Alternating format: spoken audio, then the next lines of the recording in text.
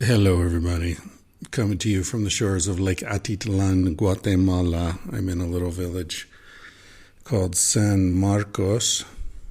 Very strange. Run into 4, maybe 5 people already in this tiny little no red light, no stop signs town. I don't even think there's a gas station. It's just like a tiny little village on the shore of this lake. Run into, half a dozen people who listen to the podcast. Crazy. Just craziness. It always blows my mind. I don't understand it at all. But anyway, I realize this announcement I'm about to make applies to a very small segment of this audience. I mean, a microscopic segment. But I just want to announce that if you happen to be on the shores of Lake Atitlan and you're listening to this, we are going to be doing a get-together. Who would have thought there would be sufficient people to bother with something like this? But we're going to do it. Saturday night, September, 4th, 6 p.m. at Vida Cafe in San Marcos. I guess that's all I have to say about that. Looking forward to seeing you there. If you're hearing my voice and you're in the vicinity, come on down. There are at least 4 or 5 people we know already who are planning to come. And while I'm on the topic of Lake Atitlan news, I am speaking to you from the dining room table of one of the most spectacular houses I've ever slept in. It's called Lakeview Lodge, and the owner is a dude named Morgan and Veli, his wife, I think, own the place. It's called Casa Veli locally, but online you can find it as Lakeview Lodge, San Marcos, Atitlan, Guatemala. It's an Airbnb, and it was open a couple of nights. I don't know if they had a cancellation or something because it's totally booked up the rest of the time. But anyway, Morgan, I guess, listens to the podcast, and he reached out and said, hey, you're going to be in Atitlan. We have a house there. It's open a few nights. You guys should hang. And we did. And it's awesome. If you follow me on Instagram, you've seen some photos I've taken from the bed and from this big balcony, this beautiful terrace overlooking the lake and the volcanoes, and just unbelievable view. So if you're coming to Atitlan at some point, make a note. Lakeview Lodge. If you can get it, it's worth it. It's a pretty extraordinary place. So I just wanted to publicly thank Morgan and Bailey for that. Cool. All right. Another announcement I wanted to make before we get into the meat of this week's episode is that Anya Kotz is doing another lunar circle. Now, this is an interesting thing. It's where she talks about personal mythology, essentially, through sort of within the framework of astrology, and those two worlds intersect and sort of reflect one another. She's doing this thing. It's happening in October. She did one a few months ago, and it was a rousing success, so she's doing another one now, and I think we're going to go to Antigua because she needs stronger internet in order to pull that off. It starts in early October. You can find out more about it by going to her website, Anya Kotz, that's KAATS.com/lunar circle. It's a funny thing because astrology is probably one of the few subjects that she and I don't really agree on in many ways, but the more I'm coming to see that she views it not as a predictive, newspaper, you're an Aquarius, so you're like this kind of thing. She sees it more as a door into discussions of archetypes that Jung spoke about and that Joseph Campbell spoke about, and that seem to be extant in virtually every society anywhere on the planet, which suggests that these are reflections of something deep within the structure of the human mind, or at least within the interaction between the human mind and the natural world that created that mind. So it's much more than, if you're skeptical about astrology, well, so am I, and what she's talking about is something apart from that. So anyway, if you're interested in that, check out the Lunar Circle. I think she's got a discount for signups before September 10th, I believe. So there's that. This week's episode is a great one. It's with a dude named Shayne. I mentioned him in previous episodes. When we were up in Montana, we stopped in to his Budokon center that he runs with his wife, Melayne Shayne, and we just dropped in thinking we might join them for lunch, hang out a little bit, say hello, and then roll on out. I think we ended up staying 3 days, and we only left because we had a commitment to go see someone else. We could still be there. That's how comfortable it was. Just awesome people. And it's funny, like I'm looking at his webpage right now, and there's this photo of him on the cover of Mover magazine, I think, because he's a movement guy, martial arts specialist, black belts in various martial arts, and he's sort of the founder or one of the, OGs of the natural movement world, I guess. Anyway, I'm looking at this photograph of him. He's like tatted up, and he's good looking, and he's got, perfect musculature, and he's wearing these leather UFC gloves. I think he coached UFC teams and stuff. He just looks like such a macho, badass mofo. But what you'll find when you listen to this is that that's an illusion. That's just what he looks like. What he's really like is playful and funny and quirky and goofy, and I'm not surprised that the Budokon movement that he developed is comprised largely of rolling around on the floor like a baby and moving like a chimpanzee or a gorilla.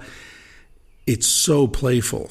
And, I was standing there watching him teach it and watching him do it, and I was like, God, that's all it is. That's really easy. I mean, I could do that. Anyone could do that because it's so natural. The movements are just so innate, I guess is the word. And then the next day he said, after breakfast, let's go out and do some, rolling around and let's play on the mats. And I was okay, sure, why not? And went out there, and it was ready to fucking croak. It was so hard. It's so hard to just roll around on the floor like a kid or a cat or, some other animal that hasn't unlearned these natural movements.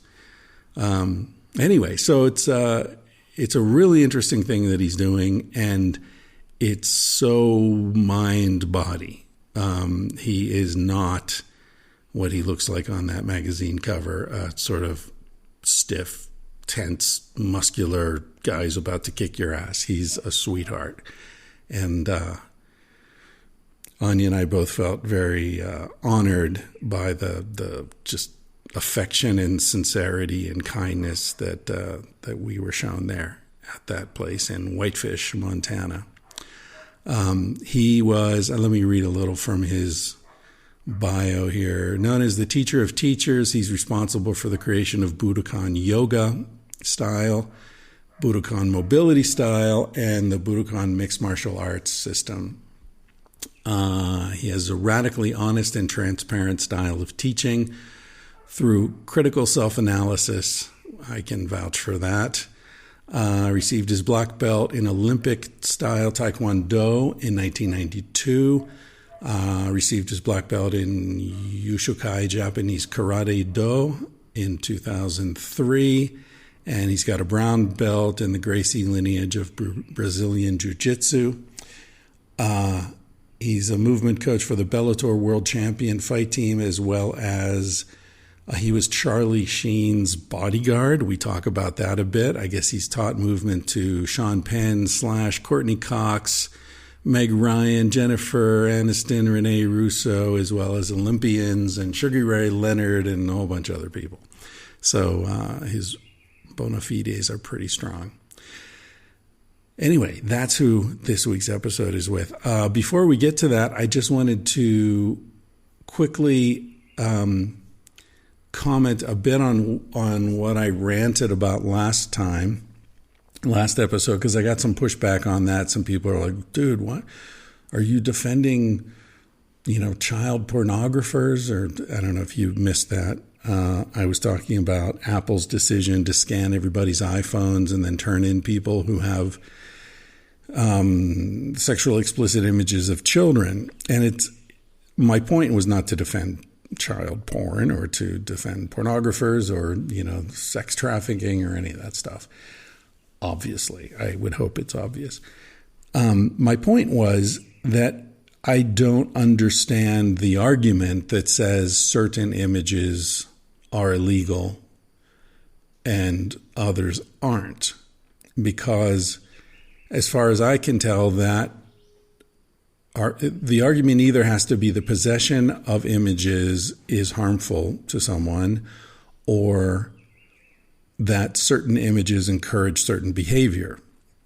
Those are the only two arguments I can find. And I don't think either of them applies, right? Because we can possess all sorts of images that are considered horrible, ugly, painful, and those can be considered journalism. Or they can, it occurred to me after I recorded that rant that probably the most well-known image in the world is an image of a man being tortured to death.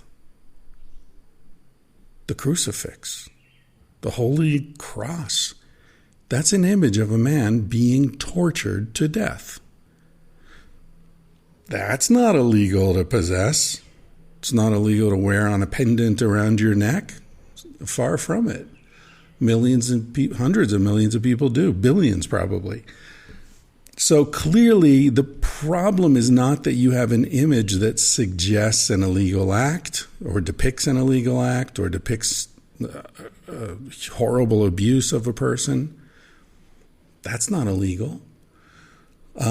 So anyway, that was my point. My point was I don't get the argument, right? And I try to think of principles, try to stick with principles, not individual cases, because you can't live your life constantly working on the level of the individual case. Of course, you want to be sensitive to that and you want to be able to make exceptions. You want to understand where people are coming from in their individual situation, but you need to have some sort of principles, right?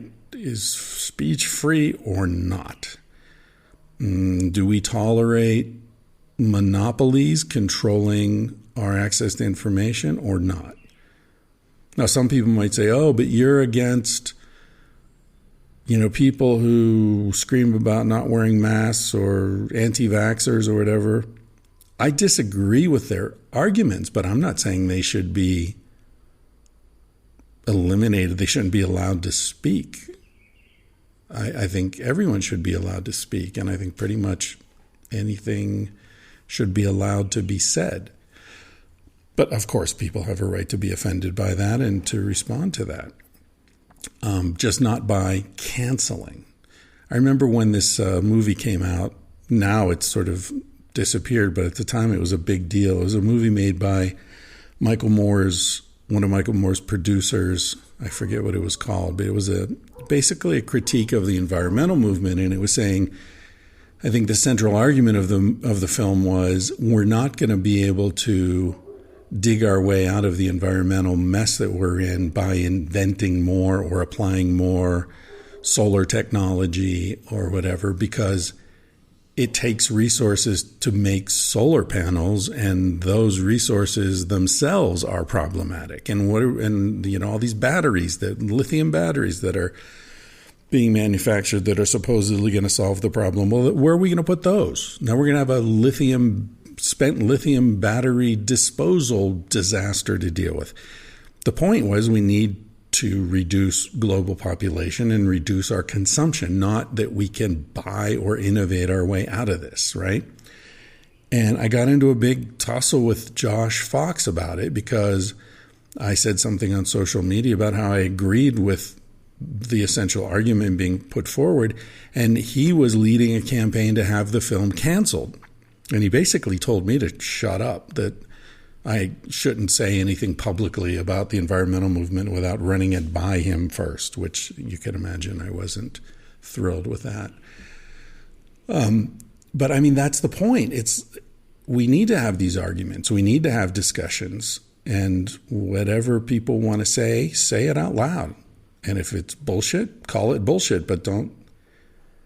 When I was a kid, this expression, I don't remember who said it, but it was, I may disagree with you, but I'll defend to the death your right to say it, right? I may disagree with what you say, but I will defend your right to say it. That used to be a central principle of American culture. And now it seems to have evaporated. Don't hear people saying that anymore. But fuck it, I still say it. All right, that's it. Enough from me. Oh, and also the other thing I wanted to say, again, I don't think this needs to be said, but some people were saying, well, what about your guest? You know, he's being associated with you talking about, you know, child pornography, and then he can be canceled. But I just want to say for the record, none of my guests have anything at all to do with whatever I rant about that week. I'm just responding to whatever I'm thinking about at the moment. Has nothing to do with the guest.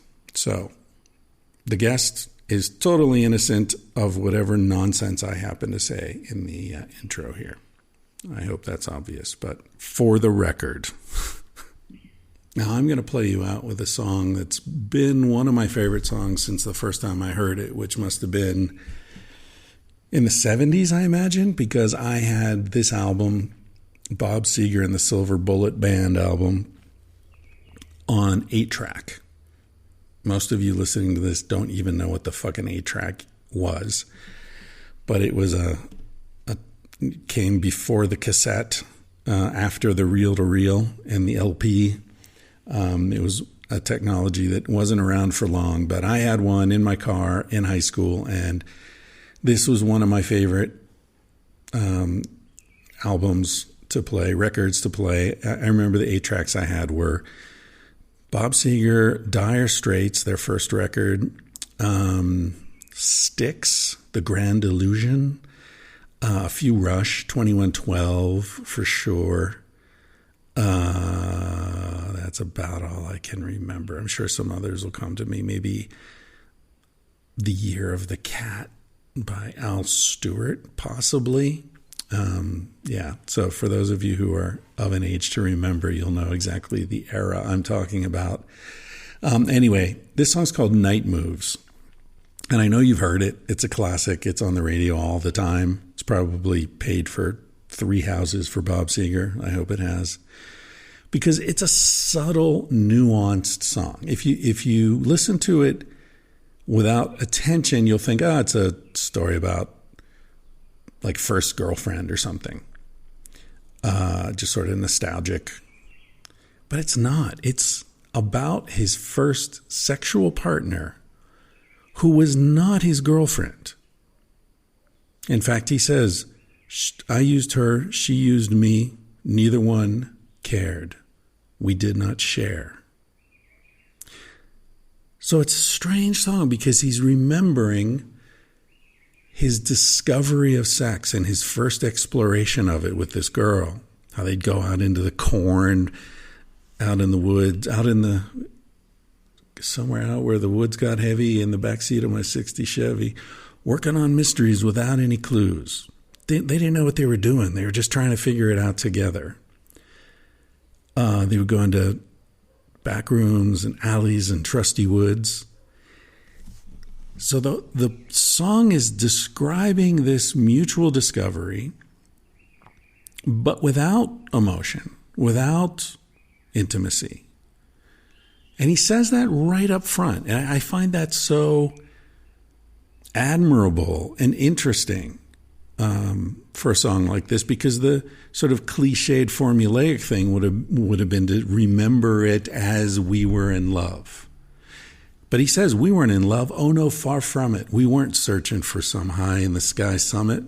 We were just young and restless and bored, living by the sword. Which suggests to me maybe they weren't using birth control. I'm not sure what living by the sword meant. Anyway, he's remembering that time in his life. And of course, he remembers it with nostalgia. You'll hear the nostalgia in the song. You'll hear the yearning, the loss, the grieving for his lost youth. Because as he says, he keeps saying in the song, it was summertime, sweet, sweet summertime. That's youth, right? That was youth. Even this experience without intimacy, without love, without depth, it was still incredibly intense because it was so new and because we were young, right? It was summertime, sweet, sweet summertime. And at the very end of the song, he's remembering that time. And he remembers again that it was summertime, but now autumn closing in. It's later in his life. And so there's that perspective looking back on it. And it reminds me of this line I heard recently, I may have mentioned it on the podcast, was that nostalgia is memory without detail. Right? Like how many, when we remember people that we loved or places that we've been, we remember all the beautiful things, all the great things, but we don't remember the annoying day-to-day details, right? We don't remember the shit that bugged us. That stuff just falls away, and we remember the beauty of it. And it's an interesting thing for me to be thinking about now in Guatemala, because I've only been here once before, and that was in 1989. I was 27 years old. And here I am again with autumn closing in. Hope you enjoy this episode. Thank you for supporting the podcast however you do it. And if you can't afford it financially, that's totally cool. I'm just glad you're along for the ride. Talk to you soon.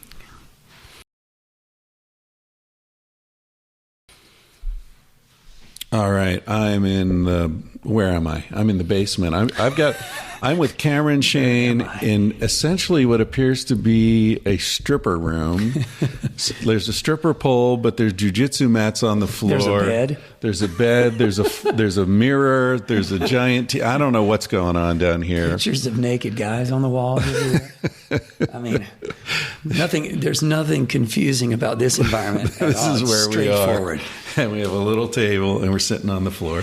So if you hear me fidgeting, it's because I'm sitting on the floor, and I'm not a goddamn jiu-jitsu practitioner. So, but Cameron is. So, dude, welcome. This is like my favorite kind of podcast to do, where like I don't really know someone, but I'm getting to know them a little bit, and we're at that stage where like we're sort of telling each other lots of stories and stuff. It's really nice to be able to capture a little bit of that moment. And there's so many different, I also love doing podcasts with old friends, but I think in 20 years you'll be an old friend. So. Yeah, for sure. Yeah. Already I'm like, Chris, you can move in. It's okay. We've got space for you and Anya. We'll just move into the stripper room. Totally. Come on in. Yeah. Yeah. This, it was so much fun to get the notification from you like, hey, I'm in Whitefish, because I wasn't sure if you were going to make it when I saw your schedule. You'd laid it out, and I was like, oh shit, he's not going to be coming up this way. And then you reached out, and I was like, I was super excited. Yeah, well, so much depends on the snow and the smoke and the fires, and so we kind of try to keep the schedule pretty fluid, because we're always like, oh shit, there's too much smoke, but. Made it to Whitefish. It's pretty nice up here. It is. Yeah, we're in Whitefish, Montana. Super beautiful. So tell people where we are and what you're doing here. So I was originally, I started my career in Los Angeles, and then I relocated at one point to Miami. And I was there for about 8 or 10 years. The pandemic hit. I said, okay, and I had built an academy there. And I said, okay, this is a good time to make the shift into, I wanted to have a retreat center because, just for context, I'm a movement teacher and coach for professional athletes and professional teachers. Whether you're a UFC athlete, I've coached Olympic, athletes as well, and people in the entertainment business. So I'm a movement teacher and a performance coach. So if for the base, an easy descriptor, I'm a bit, as you started to discover, I'm a bit on the fringe of that concept. I'm an alternate, I definitely work I'd be like a naturopathic doctor versus, a traditional medical doctor. So I will work with, psychoactive plants versus, maybe a Tony Robbins approach, which might be, a little bit more practical in that way. I don't know if Tony's he might be eating plants. I don't know. He seems like a guy who's probably. You would think. I hope so. I like his vibe. I mean, I think he's a good friend of mine is Becky Robbins, who's his former wife. Uh-huh. We became really good friends, and I think she saw something similar in me as a person, just the way that I'm sort of work with people, and right. She was like, she took a liking to me as a friend, and we've been friends for many years. But she actually was the one who helped build his career originally. So she was his first wife. How do you? I mean, all right, we're going to go all over the place here because you raised Tony Robbins, and that's a question. He brings up a question that I'm always thinking about, which is, how does someone like you? I mean, we're in this place, we're in this beautiful property here in Montana. You've got, 25 people here? We have 25 students, yep. I met them all last night, and I just want to say this. I think people listening to the podcast know I don't say shit like this gratuitously. Everyone I met was awesome. Yeah. Everyone was cool. You've got a vibe here. I don't know how you do it. I don't know how you filter people. I don't know if they're self-selecting. I don't know if it's the energy of the place, but everyone is like happy, open, kind. There's just this really sweet vibe going on here. Sincere. Yeah. That's my favorite word when and the way it works for me is that in the early days when I started holding these camps, so bringing us back so the listener understands what we're doing. This is like a retreat center. It's an institute of higher learning for movement and for mind development. For me, that's that's the way I consider the Budokon, retreat center to be.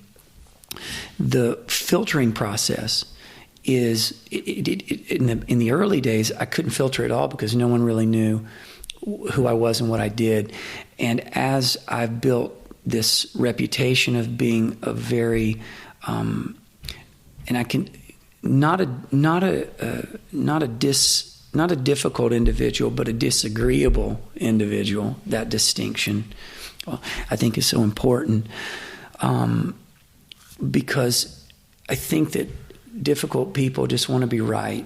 Yeah, and disagreeable people just simply obviously don't agree with everything that's being said. Right. And so you can have a nice, So that's your reputation? You're disagreeable? My reputation is that I'm a very disagreeable person. And because I started off in the yoga community, primarily introduced what I had built. And I use that community because it's very open to ideas. And it's very common if you are a yoga student, it's very common that the yoga school you attend will invite guest teachers to come in. You can learn different styles, different ways, different approaches. And that's a very common attitude in the yoga, different than in the martial arts world, where you've got a martial arts head teacher who owns an academy.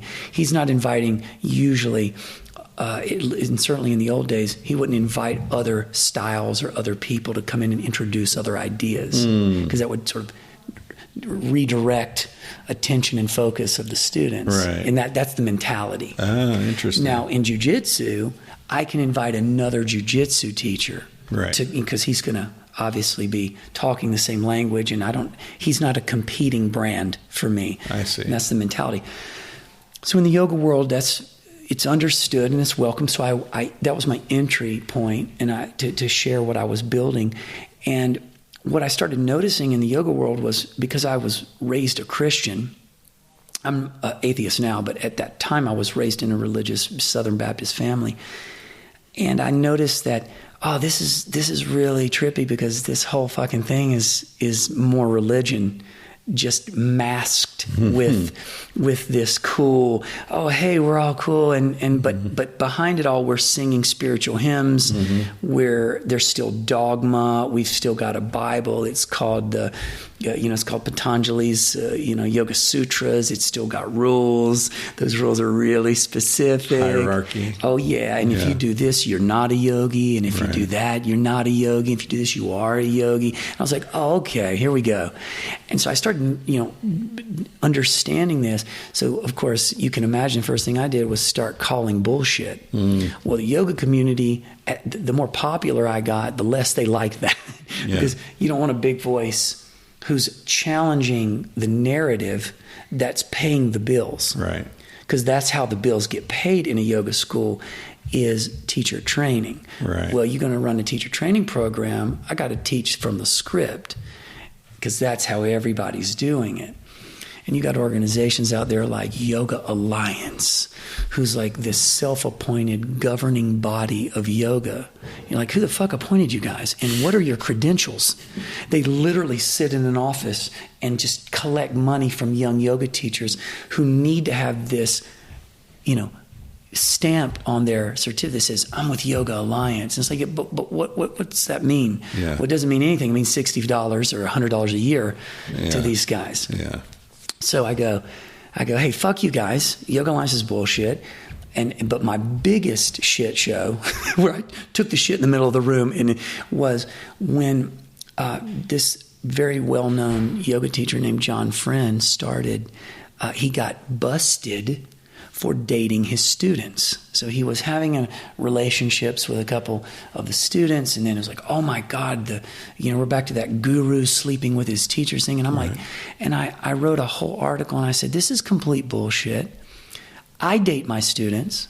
If I meet another consensual adult, I'm 30, at this time 30 something. If I meet a 30-year-old woman in my yoga class and we decide to date, there's nothing out of integrity about this. This is not India. The guru concept does not even translate over here.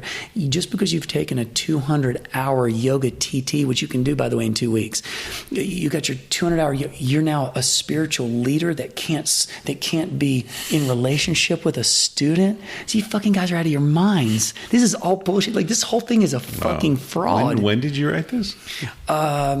About 10 years ago. Yeah. And I almost got fucking murdered. Yeah, murdered. They went after me. I had academics in the yoga community, well-known writers, people who have published books. They were writing articles about my article. They were fucking barbecuing me. And all I could do was just be like, hey, because some people were like, listen, man, your career is about to just go down in flames. You need to somehow retract this and somehow, explain. And I was like, let me explain something to you. I'm a martial artist, like career. I'm a fighter since I've, not only as a kid fighting on the street, but I'm a fighter as a trained, it's hard sometimes to explain what a martial artist is when like that's your, it's like you're so identified as like, and I called you this one time and you're like, no, I was like, you're a philosopher. You cannot not be a philosopher. That you are definitely a philosopher. You're a modern day fucking Aristotle. That's just you. I think you are, because you're questioning. Did Aristotle sleep with his students? Maybe he might have. If he was, yeah, exactly. Yeah, of course he did. So, but this is you. I look at you and I go, here's a guy who's questioning everything in such an intelligent and interesting way. And that's what we need in our culture. We cannot have no version of you, or we are gone. But back to you, that's what you were doing. I mean, you're saying, okay, this could have all kinds of effects on my career, but I don't give a shit because I'm aligned with the truth. I'm not aligned That's with... it. And I'm not, and so what I did is I just doubled down and I said, fuck you and fuck you and fuck you. And I stayed my course. I said, I'm not backing down. I'm not going to let you bully me into accepting that my position is somehow out of integrity. And then I had a number of psychologists get involved and talk about the fact that as a they started talking about academic professors and their relationship with students, and I mean it got really quite it got contentious to the point that I got tested in terms of my intellect and my ability to be objective within my own self and say, okay. And this is taking place in yoga publications? Oh, yeah. This is online. It's everywhere. Yeah. And it was a full shit show. So my favorite headline was, Cameron Shayne sleeps with his students, and this is why he says it's okay. I mean, just any way they could fucking say it. And to this day, you can look it up. And anybody that Googles me finds these articles. Dude, we have so much in common. And I don't want to I don't want to take time here, but I led a mutiny against a yoga teacher once in India. Wow. Like everyone in the class quit the class because I confronted him. That was... I had, when you Googled me for several years, the thing that came up was a still shot of me doing a video, and the headline was, Dr. Christopher Ryan says, go ahead and fuck the nanny. You're like, what the fuck? Yeah, I did say it, but it was an interview about the woman asked me about Arnold Schwarzenegger, and he had just gotten divorced because he'd fucked the nanny, and I was saying it's not about whether you fuck the nanny or not, it's about whether you lie to your wife or not, right? Go ahead and fuck the nanny as long as the nanny's cool and your wife's cool. Right. Everybody's consenting. What's the problem? So it's exactly the same argument you were making, but that was me I finally asked them to take it down. It didn't occur to me to ask them to change the headline, but they did. No, and there was one other thing. Oh shit! What were we talking? Now I'm lost. What did you do? What happened with the yoga? How did you confront the yoga guru? It was this douchebag I was in Goa, and we heard about this guy who was teaching yoga on the beach in this. There was a shelter, and I was like, okay, let's go do. It was like a 15-day yoga course or something. Mm-hmm. I'm like, why not? Do yoga in the morning, hang out on the beach. It's beautiful. And the dude was Indian, but he'd been in England for a while, and he was really full of himself. He was like, I'm the shit. Yeah. And the first day, he sort of went around the class and asked everyone what they did for a living. And my wife is a psychiatrist, Casilda. He asked her, and she said, well, I'm a doctor. And he said, what kind of doctor? And she said, I'm a psychiatrist. And he said, well, I can solve psychiatric problems that you have no idea about, you with your pills and your, it's just like, you don't know anything about. And he just sort of did that to everyone. And then there were things where people were, in this position or that position, and he'd get really angry, like, I didn't tell you to put your legs like that. I told you squeeze your buttock bones. He kept saying squeeze your buttock. Like, I don't know what you're talking about. Anyway, he was just such a douchebag. And then 2 or 3 days into it, he said, apparently the shelter where he was teaching was owned by the people who owned the restaurant on the beach. And he said, I don't want any of you to go to that restaurant because I'm having a dispute with them about the rent for this place. So nobody use that restaurant from now on. And I was like, dude, why are we involved in your dispute? I like that restaurant. You can't tell me not to go to that restaurant. He's like, well, I told you. In the neighborhood, No, there were a bunch of them, but it was just like a power trip. Yeah, of course. It's like, dude, fuck off. Whatever authority you're claiming, I don't recognize it. Right. So, fuck you. And then you had this publicly? Oh yeah. Well, I didn't say fuck you, but I said I don't understand why I'm responsible for your issue with these people. And he just like doubled down, like, no, I'm telling you, do not go to the restaurant. And I said, well, I'm telling you, I want my money back because I don't recognize you as a teacher or as anything to say to me. And then he's like, well, I'm not giving you your money. And then someone else said, yeah, you know what? I'd like my money back too. And then his wife was sitting there watching this whole thing. Unravel. She's like, oh, fuck. And he's like, well, I'm not giving any of you your money back. And then she just said, give them their money back. And you could just see him shrink into himself. And then we got up and she gave us our money back and we left. That sounds like my marriage. Exactly. Here's my takeaway from that whole story. That sounds like my marriage.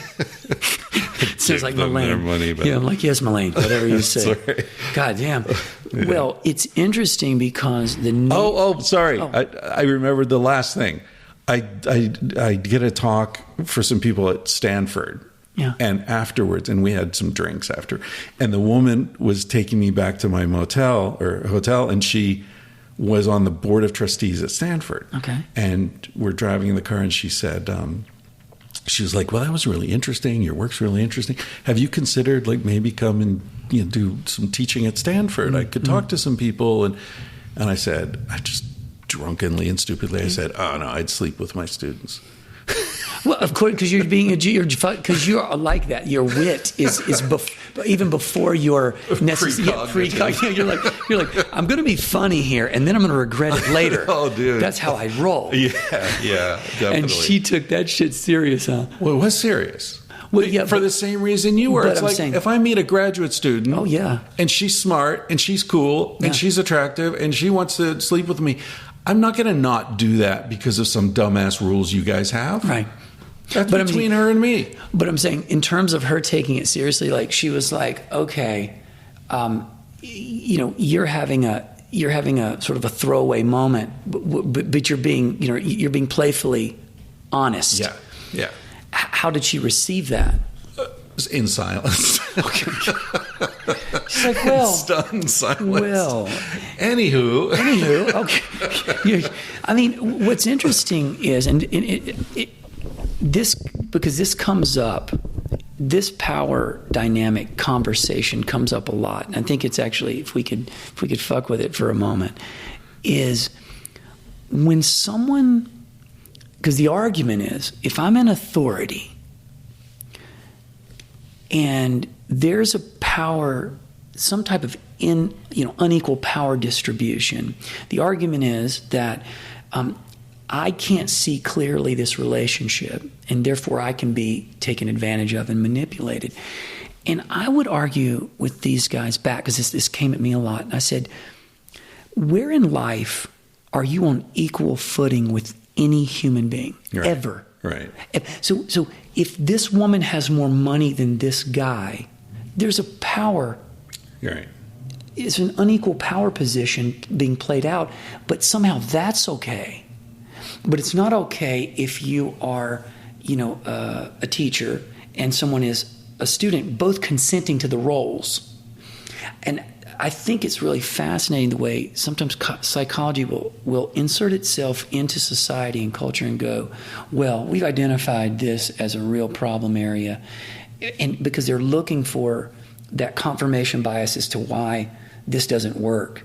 And I'm sure you can find a million reasons why it does work. Like my wife and I met her at a teacher training. Right. She was a student. Now she's my partner and runs the business better than I do. Right. And where's the power? Where's the power? Yeah, and let's acknowledge. I mean, we're a couple of privileged white dudes having this conversation, and I think there's a blender. That's the Vitamix upstairs. God damn it! They're chefing up there, getting our lunch ready. Sorry, guys. But there is definitely exploitation that happens. Well, there are teachers who are like, if you don't do this, you're going to get a failing grade. I'm going to ruin your life. There's a lot of nasty shit that happens, but it's a subtle conversation because power exists on so many different levels. I often think about this in these Hollywood situations where there's a 65-year-old Hollywood executive and a 28-year-old woman, and they're sleeping together, and they say, well, that's not ethical because he has so much power over her. And I'm thinking, 25-year-old woman has a lot of power.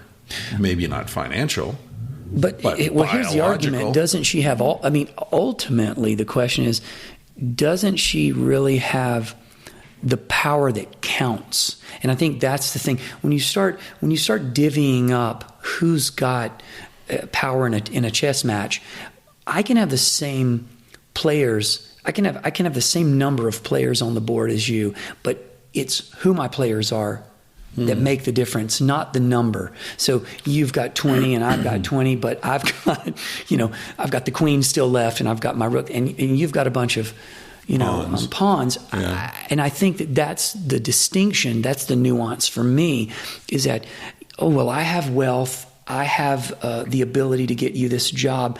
Well, and she has this thing that's great, that has motivated ships and wars and things, in a way that wealth and money just simply haven't been as potent in some way for me. Right.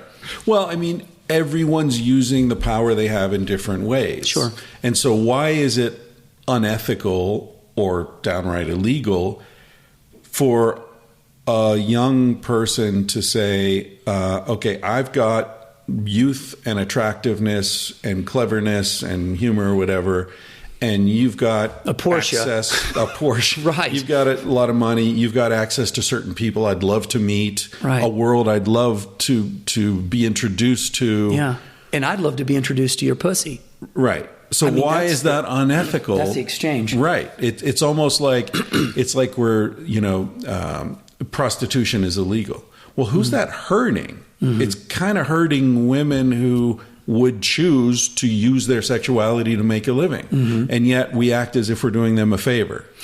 That is a very clever game, for sure. And when you think about the fact that for me with power, I think that when a woman is stripped, when you try to take away her autonomy and I find it to be sort of an insult to her cognition, to her ability to be, a conscious being, to say that she's not capable of making a decision for herself from her own intelligence. Because this goes back to protecting her from herself, because she's somehow, the implication is she's not as intelligent, she's not as capable, she's not as aware as soon as the sex is introduced to the situation. So in other words, any other circumstance, she's allowed to be intelligent and capable, but not when a dick comes out. Right. Now she's dumb suddenly. Right. How the fuck does that work? Yeah, it's the magical power of the penis. It's like a magic wand. It just changes everything. Right. Oh, so she's suddenly like, oh my God, I don't know, what I'm doing. I can't think straight. Oh, yeah, I can't think straight. I saw your shriveled up little dick there. It made me crazy. Yeah, but this woman might be a fucking congressman. Yeah. Right? How old is our youngest current congresswoman? Oh, AOC? These young. We're not going to talk about having sex with right, AOC, right, no. Are we? Because I've definitely thought about it. Oh shit! Here we go. Here we go, guys. It's about to get worse. But in all honesty, what is it? 24, 23? Yeah, I don't know. She's. But I'm saying mid to late 20s. She's old enough to make decisions for the fucking country that she represents, a state. But she can't. But if she were in graduate school, sleeping with her professor. Oh, no. Forget about that. Yeah. She's not capable of. She could have a pilot's license, but she can't. Thank you. Yeah. What the fuck? And so it's fun to know that someone else lived through this. Because it almost ruined my career. I'm not going to lie. I'm not going to pretend that I was not, that people were like, bro, I got bad news for you. I think you've done it this time. Yeah. And I had one moment that I said, well, I need to start considering what I might do now. Like I had a real moment. I remember it because you don't forget those kinds of moments. Yeah. And I was like, I wonder, okay, well, what would I do if this is all over, if my career as a teacher and if it's gone? And I'm like, okay, well, I can paint houses pretty good. I'm having this whole, internal thing of like, well, I like carpentry. I could, I know for myself that no matter what direction I have to pivot, I'm very good at adaptation. That's something that I'm completely confident. So like, okay, but then in the same thought process, I got pissed. And I was like, what the fuck are you doing? Are you going to let these academic douchebags bully you into being into being a quitter and being small and going, oh yeah, you're right. You guys are right. I guess I was just out of my mind when I was, thinking that, adult, women were intelligent enough to make. And so I said, fuck this. And that's when I wrote counter articles and I started just coming back hard on it. But to bring us back. Did you have any allies in this? Yeah, I had a lot of allies. I had a lot of people who came out and would talk about and say things in support, but they were always, they were always just fans, people who were supporters. They were never, I didn't have any academic. What about the guy who initially triggered the whole thing? Friend, what was his name? John Friend? John Friend. No, he was obviously he was surviving. His career, now here's what's interesting. His career, in a way, did get destroyed. He had created this thing called Anusara Yoga, and it was a whole large organization he had built. He had staff. I mean, this thing had grown. And he did the exact opposite I did. He started apologizing and trying to do this, and it made him look weak. Bottom line, it just made him look weak. And people they fucking, once they smelled that blood, done. He was gone. And so that's where he is. And me, so my reputation to this day exists. Like, you'll Google me and somebody go, I'll have a student. It happens. It's probably 50% of the population. They'll come here and they'll say, yeah, my husband or my dad or my mom Googled Budokon, and then you came up, they Google you and saw these articles and they sent them to me. And the students know because I'm super open about it. Right. But the parent, can you imagine the parents like Googling me, teacher sleeps with his students, and you're like, hey mom, I'm going to camp to spend with these folks. And kids are running around naked and all that stuff. And, our camp, our experience here is super liberal, obviously. I'm as you and I were joking, Osho style. Like, I'm like, look, I don't have restrictions with these guys. These are adults. If they want to go and connect and play and have sex and smoke herb and, eat psychedelics, I don't care. As long as they show up for training, be ready at 9 a.m. As you experienced this morning. We are on the deck meditating at 9. Yeah. We train. And then we work out our personal ethics and issues and traumas together as well in group session every single day.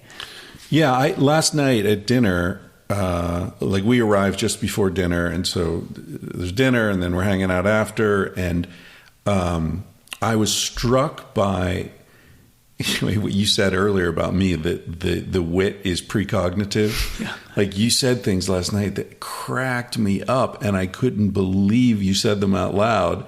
And it was like, I love this dude. Like, this guy gets in as deep as I do. And these are your students, and there was just this feeling of like anyone can say anything. Yeah. Which is a very rare thing. Yeah. It's really beautiful, especially among a lot of people who don't necessarily know each other. And that gets back to what I was saying earlier. There's this energy, this vibe here that's very unusual. And then I was reading, I was looking at your website, and I saw one of the things that you list there is radical honesty. Yeah. So that's not just sort of a sideline. That's an explicit part of your approach to yoga, to martial arts, to life, to the whole thing. Right? Yeah. Being like unapologetically, completely transparent. Like, if that thought comes in my head, I'm going to say it, and then it's up to you to figure out what to do with it. I'm sorry. I'm not here to handhold you through your filters and interpretations and biases. It's like, guys, everybody's got to grow the fuck up around here. So if somebody makes a joke that is politically incorrect in any shape or form, instead of focusing on what was said, pay attention to who said it. pay attention to the context, the intention, and understand that, we are fully capable of being complex individuals who in one moment can see something that is incredibly tragic as comical at some point, and if we don't, we're going to fucking die anyway. Because I look at, I have a student, and we talked about this, and I told you this story, but I want to say it again because it may be beneficial to somebody else. But one of our girls who was affected, she had been sexually molested as a young girl, is a part of the gymnastics Larry Nassar thing. And I was explaining to you that her big breakthrough came when she was during a session, and she was explaining that everybody had been really disappointed and sort of, in a way, shaming her for not being pissed at this dude and wanting him to fucking burn in hell and all that business. And she was like, I kind of love him as a person. I'm not in love with him, but he made a big difference for me in my life. He was he treated me very well. And at the same time, he also did those things to me. And I'm really confused about why I don't feel hate for him. And I said, babe, you don't have to hate him. This is a complex matter. Sexuality is complex. And we went through we played that. We unpacked and talked about, many things. And one of them was, what happened to him? What happened to him as a kid? Right. And she just was able to just have, as you can imagine, she was just able to see him as a human being. Yeah. And not as the monster that, of course, would have fit the convenient narrative for everybody else who was, so horrified. By the way, motherfuckers, this wasn't even your experience. Right. You're not even the victim, quote unquote, here. Right. But you want her to channel your shit. And I'm like, and I told her, I said, girl, you can let that go. And she had a fucking breakthrough. And everybody was like, fuck. I mean, it was such a moment. She even joked. She even started being able to joke about it. Like, she was like, she's been in therapy. She's done the whole thing. They paid for all that. The lawsuits, the settlements, the money. This is years of all that stuff. Yeah. But her ability to come here and actually have a place where everybody was like, it's okay. You don't have to harbor hate because we're all kind of fucked up. And in some way, and it comes out in different expressions, and unfortunately that was his. And can you see that? Can you hold space for that? And can you also, can you see what he did? And can you acknowledge that it was obviously not okay because it wasn't consensual? Right. And you get that. And can you also see that he's a damaged human being, and that, like you and me and the rest of us? Yeah. Yeah. And it was a big break. But my point to you was her ability to start joking about it was so powerful because she then owned it. She was like, and then I had another kid, his dad, which is super trippy. His dad went through a gender, reassignment. And he came here. He was so fucking angry and so he's just fuck this and my dad, and he's not a man. He's not a father. And I was like, okay, we got some work. But eventually got him to really fall back in love with his dad and have this, this reconnection. Then we were practicing yoga all together. And he went from a guy who didn't even want to talk about his dad, so much anger about his dad, to able to talk about him loving his dad, and he called his dad and had this beautiful connection. But we're practicing yoga, and I go, okay, everybody, I want you to get up on the balls of your feet like you're in high heels. And I said to the boys, I said, you know what I'm talking about? And Ben goes, well, my dad certainly does. And it was and he laughed, and we all laughed, and everybody fucking just had a moment. We cheered him. We were like, fucking A, Ben. Yeah. Beautiful, brother. Like, you can now laugh about that and love your dad and support him. Because he called him on Father's Day, and he's like, Dad, I don't know what to call you. I don't know how to talk to you. It's Father's Day, and you're now my mom somehow. Like, you want to be called a female. And his dad goes, son, you'll always be my son. I'll always be your father. It was fucking so beautiful that he had that moment with his dad. Yeah. That because he had the stories. You know how it goes. That's one of the, I'm not real thrilled about being Irish in the sense that I'm Irish. No wonder. This explains it. We're irreverent motherfuckers for everything. Oh my God. Well, it's, my pale skin sucks, and there are a lot of things about Irish culture that I don't love. Yeah. But what I do love about it is the recognition that humor and wisdom are aligned. Yeah. If you can't laugh about it, you haven't conquered it. Now that's it. If you haven't laughed about it, you haven't conquered it. Yeah. Can I borrow that? You're gonna have it. I fucking love that. No, but that's it. That's it. You nailed it. That's it. If I can't laugh about, and that's why I love guys like Dave Chappelle. Yeah. And Joe. Yeah. They figure, they get it. They fucking get it.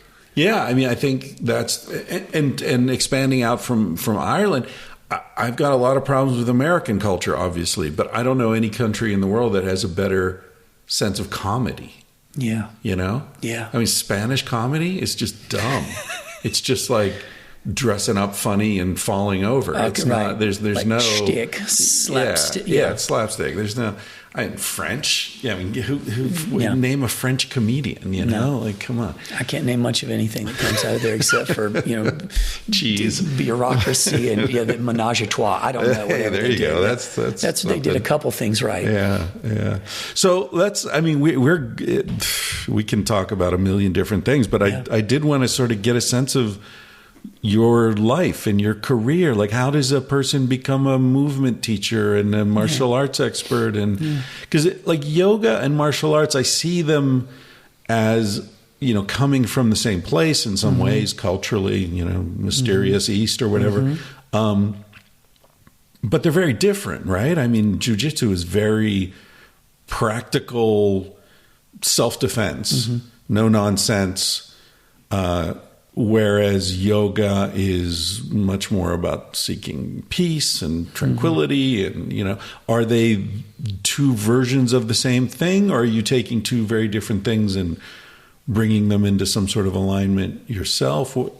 They seem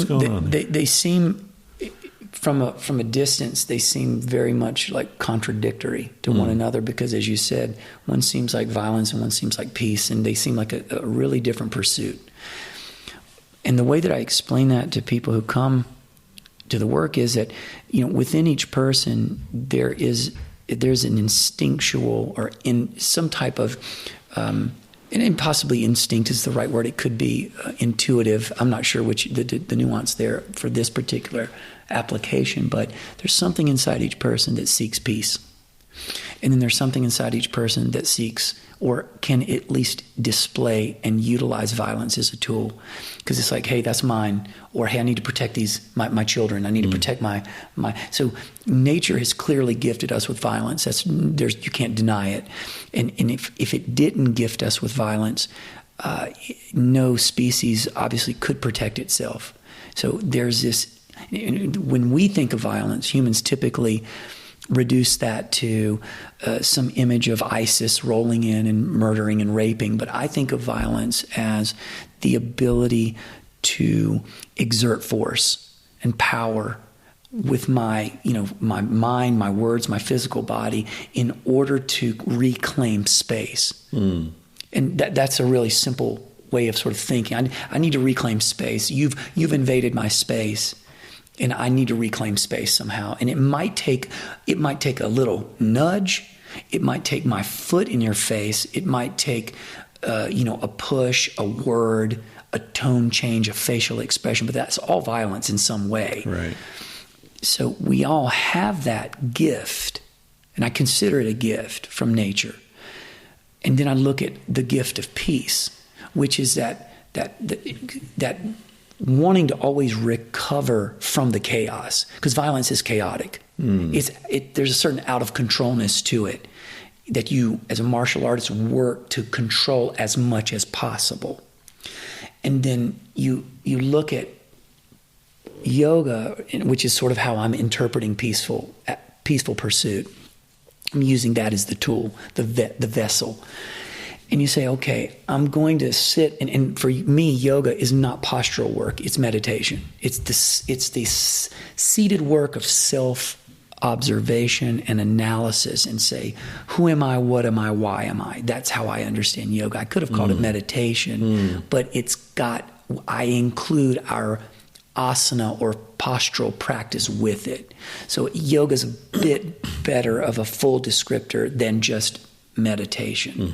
So that's why I'll say yoga, martial arts meet each other. So because we're naturally inclined towards our center of gravity is stillness, I think. I make that up. But I see humans as naturally inclined towards that center of, in the best word, because if you call it happy, that's an emotion, and that comes and goes. But if you call tranquility, that, which is how I refer to it, I just want to get to that tranquil state where everything is just in the isness. That moment, which I find from meditation is the best way to experience it.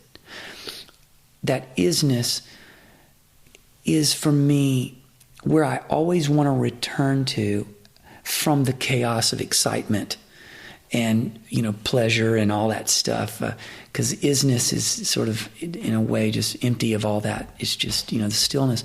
So I think of the violence as the earth when it's got something chaotic like a storm occurring, and then I think how the wind dies down and everything returns back to the stillness. So it's like yoga to martial arts and martial arts back to yoga. It's like the center of the eye of a hurricane. Yeah. It's that bizarre stillness. And that's what a high-level martial artist is always seeking, is that Zen stillness within that chaos. Right. So that when you watch this person, you're like, how are they not troubled?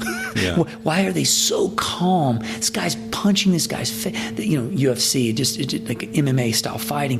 This person's in dire. They're in a position that the average human being would say, "Oh my God, that person is being murdered."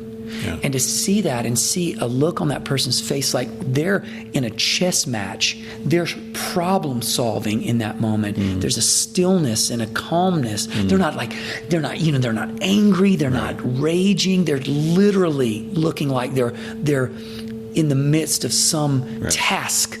Well, it's like Alex Honnold hanging from a 2,000-foot cliff.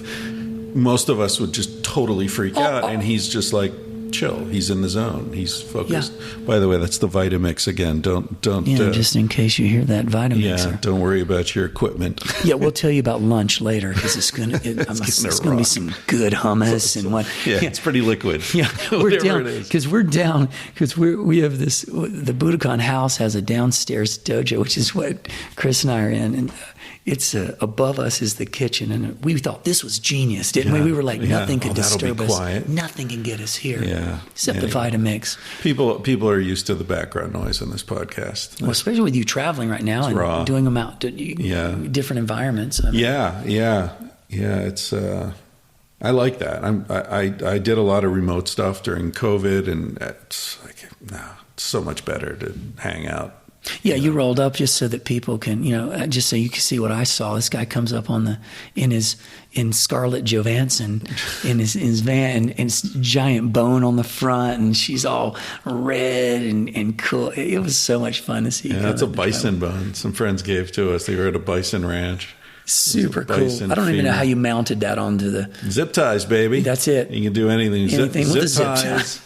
Zip ties and duct tape. Yeah, my dog jumps up on the hood of the car and is like, that is exactly what I want. It's like, no, Bull, get down, you fucker. Get off that car. A big dog. He's a big boy. Okay, so wait, let's try. Okay, sorry. I'm trying to impose a little structure here, I know, man. God damn Just it. a little. Two Irish guys. Impossible. Impossible. It's funny. Like I keep wanting to talk about I studied kung fu when I was a kid, and it's silly. It's like telling an opera singer I sing in the shower or something. It's like yeah. Like living. Okay, kid. Well, sure. No, but I heard you talk about that experience on a podcast once with Rogan, probably. Yeah, you talk about a little bit about your background with that. Yeah, where my teacher killed his father. Yes, Yeah, that's right. That was a crazy thing. Yeah, so my experience with martial arts was weird because, I was a typical, kid who got bullied in school and felt vulnerable and scared and Me all too. that. Yep, totally relate. Yep. And, and I'm probably 10 years older than you or something. But when I was a kid, Kung Fu was a big show on TV with David Kerrie. Oh, yeah. I fucking loved it. And I was very into the sort of American Indian thing. And then this sort of it aligned with the silence and the respect and there's a physical courage of not complaining and withstanding pain and getting through it, and a very sort of centered quality that seems to be common to a lot of American Indian culture. Like the Apaches were fucking ninjas, Well, it also took place in the West, so it borrowed from that too. Well, that was the beauty of the show. Yeah. But anyway, I would go to my Kung Fu class and then come home and watch that show, and I was super into it.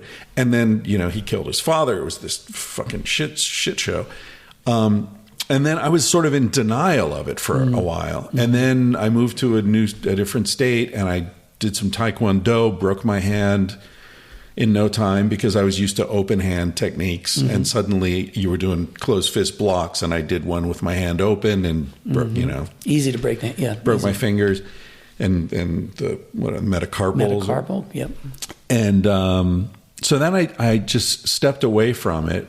And also I was feeling, I mentioned this to you yesterday, I had a lot of violence in my mind. I spent a lot of time thinking about how I would react to this attack or that attack. I felt it with chess too. I played chess for a while, and I got kind of into it. And then I couldn't sleep because I would just imagine okay, he moves the rook there and then he does this. I'm going to do this and I'm going to do that. And it was like that with the martial arts too. It's like, okay, choke from behind. I do this, attack here. He's got a knife. I do that. And I was like, I don't want to be wrapped up in all this conflict all the time, So I stepped away from it for a long time. I left chess. I had to leave my two favorite loves, martial arts and chess. I left them behind. Man. It was too much anxiety. Okay, but do you think that's connected? Because that's interesting. Insertion point for me for a question of there's something about winning, something about competing for you that's important because of the amount of what that triggers for you. And I think you're right. And I think a lot of my life is like anytime something feels like it's pulling me into a current, I step out. I get out before I get caught in the undertow. But what I was going to say is when I was in my 30s, maybe even 40s, I studied Aikido for a while. Fucking love that. That was awesome. I really enjoyed that. And I think it's because of the non-competitive nature of it. And I see some of it here. I don't know shit about jiu-jitsu, but talking to some of the students here last night, I could relate because my experience of Aikido was very much like you need your partner to learn, and your partner's generosity toward you involves pushing you far enough that you can feel the power of the move, but not far enough to hurt you. And there's a lot of trust there, and it seems very metaphorical for other aspects of life, other relationships. Like you were saying, my job is not to shape what I say to your vulnerabilities. My job is to say what's true for me, and then you are going to learn from that, hopefully, right? And I feel like there's some alignment there. I don't know where I was going. Well, with Aikido, which is interesting about the art, it started off as a very tough, because it comes from it stems from sort of the judo, and that which is why it comes out of the samurai practice, which all of them do. The judo and the karate and the Aikido. So they all kind of come from this one origin point, which is the samurai, right? Which is very clearly the art of killing, or surviving, being attacked, and in the most realistic, absolute way. I mean, when you think about samurai, it's not. There's no tough talk. These guys were going out and knowing they were going to die or were dying, and it was just common, and that was just the understanding of there was an acceptance of I will probably die, before I grow old, and that's just how this goes, and it's a good death if I die on the battlefield in doing what I do, because they'd adopted Shinto Buddhism as their official practice. And so you'll see some of the common symbology on Shinto artifacts, and which is this, the tomoe. So the tomoe is three symbols, and it means the three elements of creation sort of in harmony with one another, the earth, heavens, and beings kind of moving together. So this became a very common symbol with Shintoism, also with, you saw it on the god of war, the Japanese god of war. I forget how to pronounce the name. You also see it on the big drums, the Kaido drums. Boom. So you'll see that showing up. So from that culture, and as you know this, I'm sure about Japan, is that it's a very insulated culture. Even to this day, this was one of the few places where missionaries, Christian missionaries showed up and they fucking killed them. They were like, you're not they were nice at first. You're not welcome. We see this different. They have a term in Japanese, which is chigau. Chigau means different. They won't tell you you're wrong and I'm right. They will say we're different. Yeah. And they'll say, oh, chigau. Yeah. And you don't fuck with that. We're different. You don't tell, I'm not going to So when the missionaries showed up trying to propagate, and apostolize and convert, they were like, we're different. And when they wouldn't get it, then they finally started killing them. So the way they roll there, when it comes, the mentality, the cultural mentality around violence and around dealing with violence in that way is really, it's very final. Mm-hmm. It's very straightforward. They're very direct people. It's like, and they're also very indirect, in their own way too. So it's like that you won't quite ever know what they really think, but then, a yes is a yes and a no is a no. Right. And anything between that, which is like, is not clear yet. So anything that comes out of it, like Aikido, is still coming out of that cultural shaping, if you will. So, Ueshiba, who was the creator of this art form, he started off as a really tough guy, as a fighter, and he did all this work. And then as he got older, he just started becoming super, super philosophical to the point that his students would start complaining that because you watched Shanji teaching, you walked in, you saw he's teaching class. Imagine if he just stood up and went on like a 30 to 40 minute, maybe an hour long diatribe on peace. And the students are trying to figure out, okay, where do you want my foot to be? Because this is very Japanese. Do you want my foot at 12 o'clock? Do you want it 11? They're very specific. So they want detail of technique. And he's talking about peace and love and philosophy. And they're like, what the fuck are we doing? And he got quite famous. It was very well known. And the students would just get frustrated. But he eventually just didn't even want to talk about physical contact fighting anymore. And all he wanted to talk about was how you would take your opponent and harmoniously work with their body and take them to the ground and protect them. Yeah, cradle their head right. as they fall. Yeah, right. Who the fuck does that? Yeah. And so this was his mentality. But it's so applicable to life. That's what I loved about it. And you reminded me when you were talking about finding that center of the hurricane and that stillness and that because my experience of Aikido was always about don't lose that stillness. Mm-hmm. Don't lose that centeredness. Mm-hmm. So if someone's coming in, right. And the story I heard was that it was sort of developed as a way to defend against someone with a sword when you don't have a sword. Mm-hmm. So you're never going to block the sword with your arm, right? You get the fuck out of the way of the sword. And there's something really beautiful about that because it feels like so much of the way we're trained in the West is confrontational. Mm-hmm. And that was like, no, you can win by intelligently avoiding the confrontation. Mm-hmm. He wants that space. Step aside, let him have that space. Mm-hmm. I've, in my own very sort of silly way, I use those principles a lot. For example, when I give a public presentation and there's the Q&A afterwards. Mm-hmm. And there's always that guy. There's always that guy. Of course there, yeah. You know?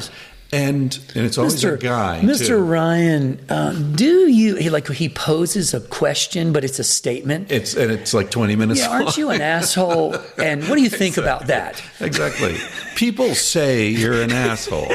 What is your response? You're like, are you joking right now? Well, that's why they wear the hakama, by the way. What's that? That black long, what looks like the dress in Japan for the men is called the hakama. Yeah. So you can't see the feet. So the feet can move without me identifying where you're stepping and moving. So in kendo, I have the sword. So I come at you, but I can't see your feet. So there's all this clever sort of espionage happening in this. So you can't anticipate how he's going to move. Yeah, it's really interesting. But to your point, that you're using it. You're using its principles, and you're just finding out where they intersect with something outside of physical contact to self-defense. Right. But yet it's still self-defense. When you're being attacked by someone intellectually, what's the difference? There is none. Especially if you're standing on stage in front of 500 people. Yeah, it's pretty. And he's clearly trying to kill you. He is. But that's the thing. He is. And what I find so disturbing is how comfortable people are trying to fucking kill each other these days, especially in front of other people. The lack of concern that people have now with damaging another person, possibly, permanently, is so far away from the way that I think of fighting. Because in jiu-jitsu, which is, again, also derived from its origin of samurai culture, the idea is to basically control you. I don't have to punch you or kick you. I have to get you in control. I can choke you to unconsciousness, which, by the way, does not harm you. Right. But I can put you to sleep. Neutralize you. Yeah. I can do anything. It is the most peaceful concept.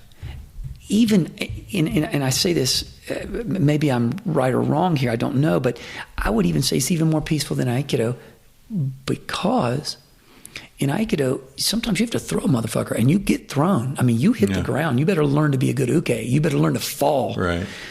But in jiu-jitsu, I can climb on top of you, get in the mount, bring your arm around you, take you to the back, put you there and go, hey, you want to stop now? Right. And never inflict any physical harm on you at times. And I'm just saying, because it's wrestling. And when people ask me why jiu-jitsu, I say it's very simple.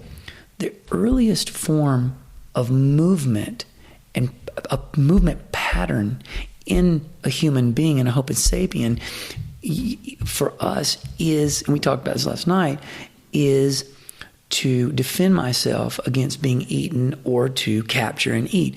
So as a Homo sapien, I'm born to locomote across the ground, to crawl, then walk and run and climb, to get places, and then I'm trying to get to food or get away from being food. And so wrestling ultimately becomes one of my first intuitive or instinctual languages. And to not examine that, to never, that'd be like saying, and again, I don't think this is wrong. I want to, in case, we get emails. For a woman to never have a child is something that is just, there's a part of the female's biology that gets triggered and changed with childbearing that is undeniable. It's scientifically, of course, factual. Now, that doesn't mean that a woman can't experience the joy and love of mothering and parenting a child that's not even hers. I'm not saying that. I'm talking about the biological experience of birthing and carrying and all that, and how it shifts and, works in so many ways to sort of how the body adapts to needing to carry another human and build another human and then birth that human through this space that really should not do that in so many ways. But it's fascinating. And it's the same thing I say to not experiencing martial arts. You're born to be a fighter. You're born to survive being eaten or to capture. Yeah. To never tap into that, to never experience that, I think people don't know that they don't know what they don't know they don't know. Right. So much there. Yeah. There's so much that we don't know Right. So because you know what you don't know. Yeah. But people who they don't even know they don't know that. And yet there is some indistinct but urgent yearning for what's missing. Yeah. You know, I feel like so much of the, modern malaise or the epidemic of depression and anxiety disorders that is growing and growing and growing all over the world is because of this, is because we have appetites for things we don't even know we have appetites for. It's like if you take you take a chimpanzee and put him in a big open, lots of space, but no trees, right? And this chimpanzee's never seen a tree, but there's something missing. He knows it, and he's really unhappy, and he doesn't know why. There's some anxiety. Like there's nothing to climb, but he doesn't even know what climbing is. But he was made to climb, and he doesn't know it. I feel like that's where we are in so many ways. Yes, 100%. You're right. We're made to find food. We're made to killing. We're all eating meat. The killing's happening. Nobody wants to kill, but we're not doing it, and we don't think of ourselves as killers. But we sit down and have a quarter pounder, and all day long, killing happened. But we don't want to hear about it. We don't want to be involved in it, and yet. And I'm not glorifying killing, obviously. What I'm trying to say is we have lost a connection to our food. We've lost a connection to death. We've lost a connection to so much. And someone might argue, oh, well, we're less violent. We don't kill our food. And I'd say, is that actually true? Is it actually... Is mechanized violence less violent? Right. It's like... In that case, the Nazis were actually great guys, yeah, right? It's like it makes... That argument just falls apart, given the fact that if we actually had to kill our own food and have that moment with that animal... Yeah. And just that appreciation. I mean, I think you remember this because so many people do.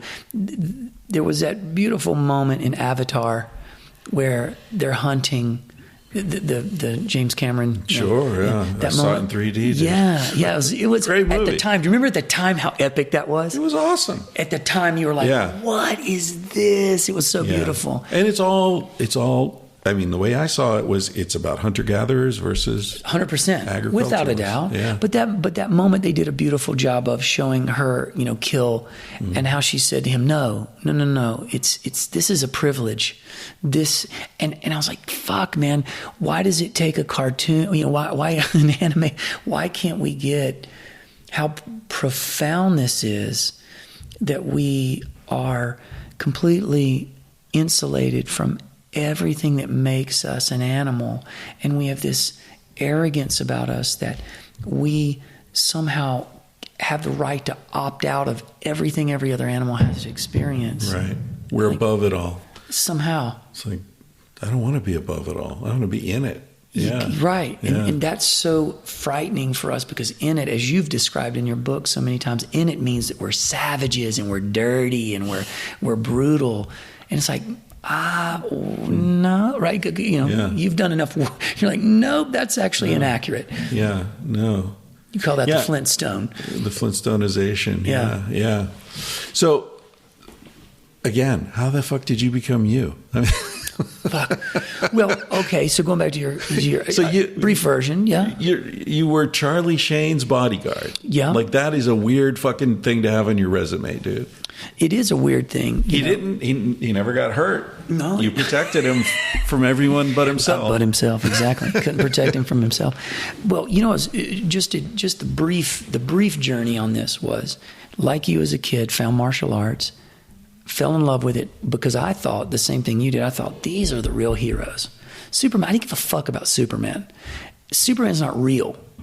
But that dude that just fought 200 guys with the iron shirt, turned his chest into an iron shirt because he trained, with spear, building his muscles, and he could jump on a house, all the cool shit kung fu could do because of the mind. Yeah. That I said, that's real. Right. So I never cared about cartoon characters, but I did find martial arts for the same reason you did.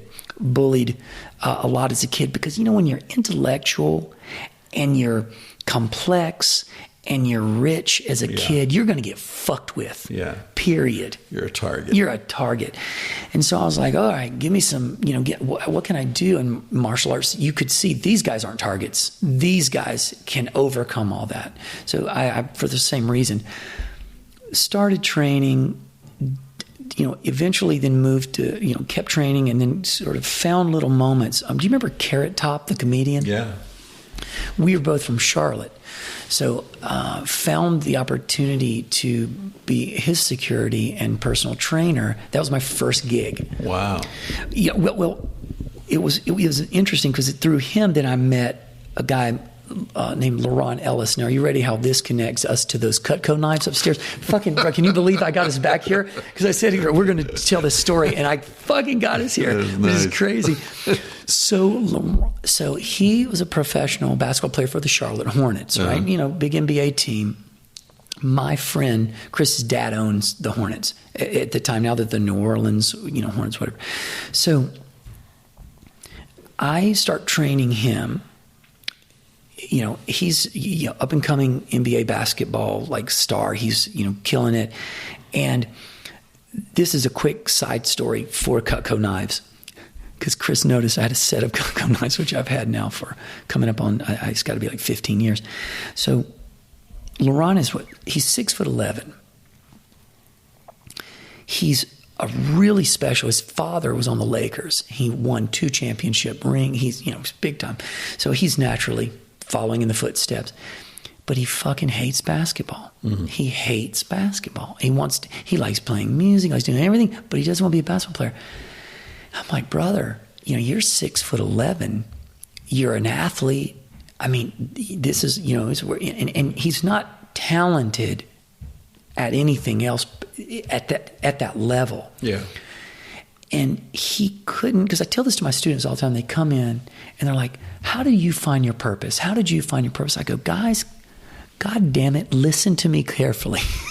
Purpose is invented. No one's born to be, Gandhi or to be Mother Teresa or to be Jesus. You make that decision at some point, like any other conscious, cognitive human goes, I'm going to do this. And by the way, we renegotiate that 10 times either. By the way, Gandhi was a fucking lawyer first, but then he becomes a saint. How do you renegotiate that? Lawyer to saint? What a shit show. Talk about contradiction. Yeah. So when I say purpose is, you invent purpose. Stop trying to wait for the stork to drop it down in your lap. So I said, to Laurent, I'm like, you have something that is 1 in a million, 1 in 10 gazillion, whatever. You got to do it. But he never could get around to accepting that's the thing. So he didn't love it. And when you don't love something, you don't become great at it. He did not become great, and eventually went from the NBA to one of those European teams to not having a job at all. He was working as a bouncer in a strip club for a minute. This guy, again, goes from a fucking amazing career. And then the last time I saw him, he calls me. He says, hey, can I come over and visit you? I'm living in Malibu in LA. And he comes over, and he is selling Cutco knives. He's an NBA player, and now he's coming to his friends like a college kid would go to your uncle. Yeah. Can I sell Cutco knives? And goddamn, the knives are good. Don't get me wrong, because you and I both agreed on that. But to see this narrative, this sort of storyline, I was like, the thing I took away from that, like, it taught me something very important, which was what I keep passing on to these guys is you choose your purpose, you double down on what you're just you happen to be talented at. I don't care if you want to be Bob Dylan. If you can't write a good song and you can't sing worth a shit, even though Bob Dylan pulled that off. But, to be right, let's be honest. Neil Young and Bob Dylan are the poster children for you can make it, even if you can't sing. Even if you can't sing. But you got to write a goddamn good song, like a really good song. Yeah. And so stop, because they're like, well, how do you know? I'm like, people tell you what you're good at. They tell you. You get feedback since you're a kid. You're funny. How many times do you think Dave Chappelle heard, you're funny, before he thought, I can be a comedian? He heard it. It wasn't his first time on stage getting applauded. Right. And this is the thing that I find with the lost kids out there these days. They're so lost because they keep thinking that it's just they're gonna have this revelatory moment that goes, that's it. I'm gonna be an astronaut. It's like, yeah, but are you capable of? Do you know what they? Yeah. Can you do that? Yeah. You feel me on this? Yeah. It's an interesting question. Is meaning discovered or is meaning decided? See, and I go with the decided. Yeah. But personally. Yeah. Now, I'm not saying that's right, but I lean in that direction. But you're also saying you get the indications by the way other people react to you. So there's a discovery process. Yeah. Or the way what transports you to another realm. Like some people are just like, hey, I love dancing. Yeah. Nothing makes me happier than dancing. And other people are like me, like nothing makes me more uncomfortable than trying to dance. Like I'm not going to be a dancer. Right. Yeah. It's an interesting question. And you're right. It's an urgent question for so many of the people who are listening to this podcast. I get these emails like, I'm in this relationship. I love him, but not like, I don't think I want to spend the rest of my life with him. So what do I do? Or I'm in this job and it's like it pays the rent and they tell me I'm pretty good at it, but I fucking hate it. It happens here a lot too. These guys come here and they're like, I'm in a marriage, and they go home, they get divorced. I mean, real shit goes down because they get clear. Yeah. And to your point, it's like, hey guys,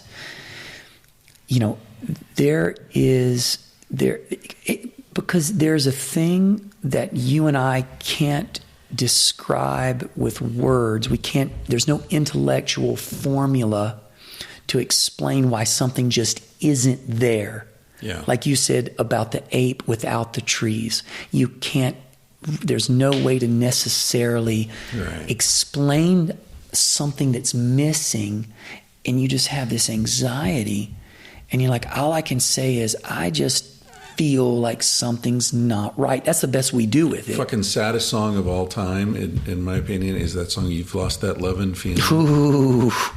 And mine is for the sadness is Bonnie Raitt's "You Can't Make Me." I can't make you love me if you won't. Yeah. Same thing. That song crushes me. Yeah. I mean, what's your favorite Bob Seger song? God damn, because we were talking about Bob last night. I think it's Night Moves. Dude. He's talking about the young girl, and he's like, we're young. That's on my phone. I listen to it in the van sometimes. Every time I listen to it, it's just so... It's a really interesting song, too, because he says... He's starting off, it's back in back in my 60 Chevrolet, right? Yeah. So it's happening in 1962, which is the year I was born. And he's talking about having sex and discovering sex for the first time with this girl. Yeah. Dark-haired beauty with clear dark eyes and points on their own, sitting way up high. And they're out in the woods. They're out where the corn got heavy, out in the back seat of my 60 Chevy. Yeah. But we didn't love each other. That's it. We didn't love each other. It's not a love song. No, it's not. I used her, she used me, but neither one cared. We did not share. Yes. Working on the night moves, trying to lose that awkward teenage blues. Working on that. And it's this really interesting song about exploration and sexuality, but not a love song. But it's romantic. It is romantic. And it's very nostalgic, right? Because he's looking back on it. Yeah. And And with a fondness and a love like somehow his love is, he loves her in some way because she represents something, that but part he's of his not life, in but he's not in love with her. It was summertime. Yeah, fuck. It was the summertime of his life. Yeah. And then at the end of it, he's saying, "Isn't it funny how the night moves when you just don't seem to have so much to lose? And strange how the night moves with autumn closing in." Right, and then there's loss. Yeah. And then there's this sadness to it. Yeah, because he's an old man now, remembering what it was like. Started humming a song from 1962. Yeah, it's I think a it beautiful affects song. you, like you and I, very similar, because at the age that we're at, getting more and more nostalgic, looking back. Yeah, well, more of your life is behind you. Yeah. It's unavoidable. And Yeah. I think about that a lot. I'm going to turn 60 this next round. I turned 50, yeah. There we are. Yeah, it's just interesting. I mean, I feel untethered from time in some ways because I don't have kids. Yeah. So I don't see them growing up, you know. Your mom. Oh, yeah. I mean, Yeah, definitely. that's probably the only place you know. have an anchor point for time. Well, I mean, not, like David Bowie's dead. Prince is dead. It's like, what? Yeah. They're younger, or Prince anyways, younger than me, or, it's like, yeah. So it's just more of your world has gone over the waterfall as you get older, and you just sort of see it that way, which isn't necessarily bad. No, I feel like we're having the richest time. I'll be honest. I feel that I do have nostalgia for the past because of the innocence lost in this sense of you'll never feel that way again kind of feeling that you feel when something is a first time for you or a first few times. But the way I enjoy something now is quite different. Right. And that's a richness that's actually unique in itself too. Yeah, for sure. Because you bring so much more to the experience. Yeah. You don't have that purity that you had then, but innocence and stupidity are pretty or ignorance. Do you remember when I'm talking to Diego and we're sitting there at the dinner table? The young boy is 20, and I'm like, "So Diego, how many girls you been with?" He's like, "Well, I've been with 2 women. Yeah. They're both older, and I'm living through. I love these kids because I'm living that through him, and I'm like, oh yeah, and I'm having that nostalgic moment with him, Right. And I do that a lot with these guys. I enjoy their beautiful naivete, and they're just, I'm going to change the world and I'm going to do this. And I'm like, oh fuck, I love you, man. Yeah. Keep. And I tell them, I was like, which is hard because you and I, and again, this is why I think we're going to be such good friends, and is because we're alike. And when I say to people, because people don't understand likeness, when I say I like someone, it means we're alike. So there's a likeness. That's even the interest. That's the word. I like you. Right. I'm like you. And so what's interesting is you and I, we have all these beautiful young people around us, and we just get to enjoy watching them. Try not to embitter them. Yeah, and we try not to fuck them up in the head, because we're like, listen, it kind of really looks like this. Yeah. So when I'm eating mushrooms, that's usually the time that I'll sit down with them, and I'll be like, and I'll have those moments where you can have a real, like, here it is. But also you gotta keep loving and living. But I also want you to know that there's a part of it that is, also very real. And you can love the whales, but you might not be able to save them. Yeah. I just want you to know that. And so I use those moments too sometimes to just sit with the boys and the girl and just talk real. You know what I mean? Jesus Christ! I'm gonna fire our chef after this, because they are literally destroying the kitchen.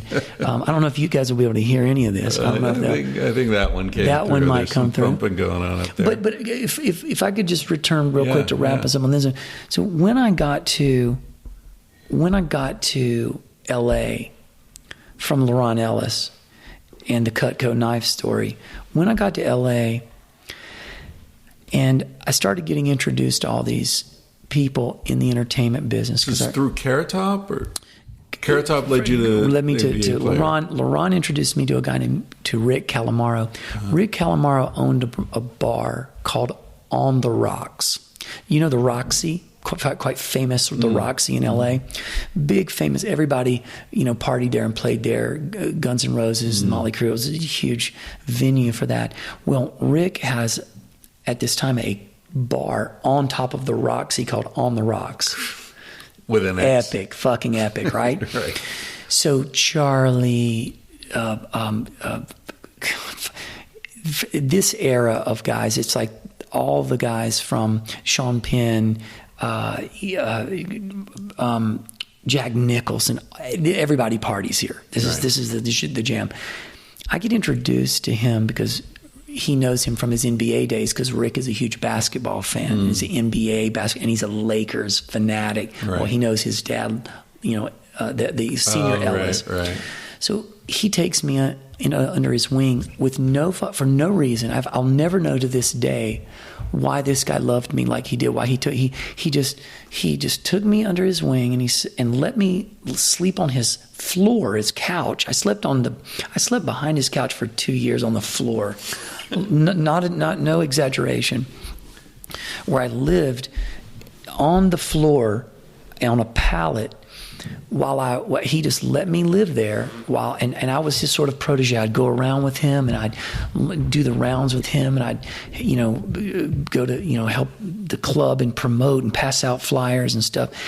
And through him, one night Charlie came up, because he's friends with all these guys. So Charlie comes over to visit one night, and I'm standing there with Charlie. We're all outside, and Charlie's smoking a cigarette. He's got a ball cap on, and he's wearing his. Charlie's a really fascinating guy. Really, really like us. He's such a fun character. Super. He's so sincerely, he gives a shit, and it's so interesting. Yeah, because he really fucking cares about people. If this was the gardener, he'd be like, so how you doing? You got a family? What's your family about? Like, that's how he was, or how he is. He's not dead yet. It's a pretty good Charlie Sheen. Yeah, I would call downstairs and be like, hey, it's Charlie. Can I get a? And I would just do my best Charlie to get shit when we needed it, because he'd be high as fuck. He couldn't get anything. He'd be like, Cam, get me some. I need you to give me some of the, some ice. We're running out of. We need ice for the. That's really good. No, I do. I learned to do it because I fucking heard it. No, just as you got one impersonation. So I'm just. So Cam, grab us some. We need for the Jack Daniels, we need some ice.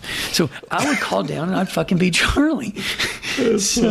And bro, talk about a party. I mean, at the house it'd be Charlie. Slash hung out all the time. I became really good friends with Slash, who's fucking awesome too. Such a cool guy. We'd be out. We were eating. And they would have their girl. Slash had his girl. She'd come over. This is ex, and she was a madam. The connections are just insane. But she was a madam. She was one who got Charlie girls.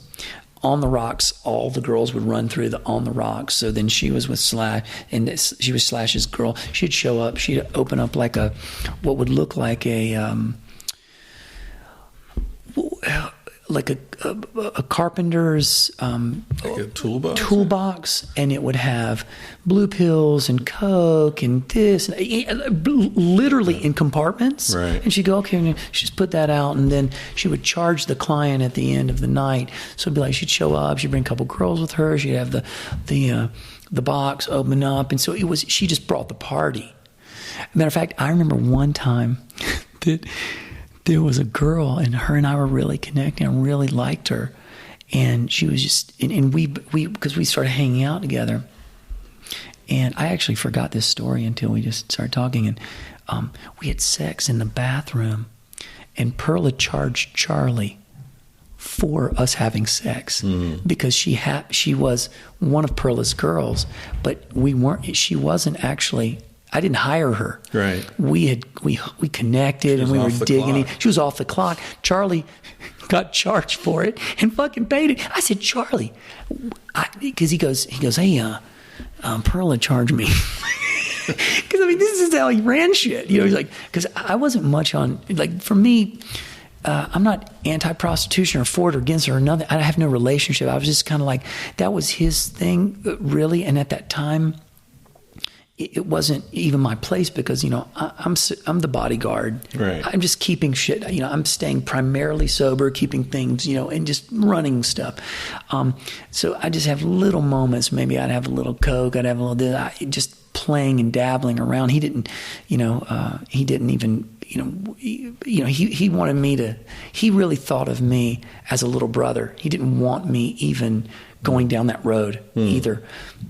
He was very protective of me, not going in that direction.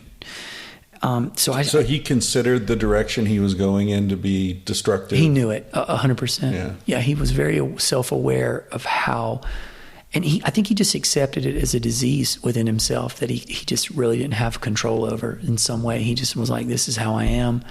And I don't know that I can ever really change that. So, but he loved the people around him, and he didn't want to. He never had. He wasn't that guy who's like, "Hey, come over here. Let me make you like me." He was more like, "No, you're pure and you're a good kid, and I want you." And when he introduced me to his dad, Martin, and his mom, he's like, "This kid is really special." And because I lived with him, he wouldn't bring me into his home.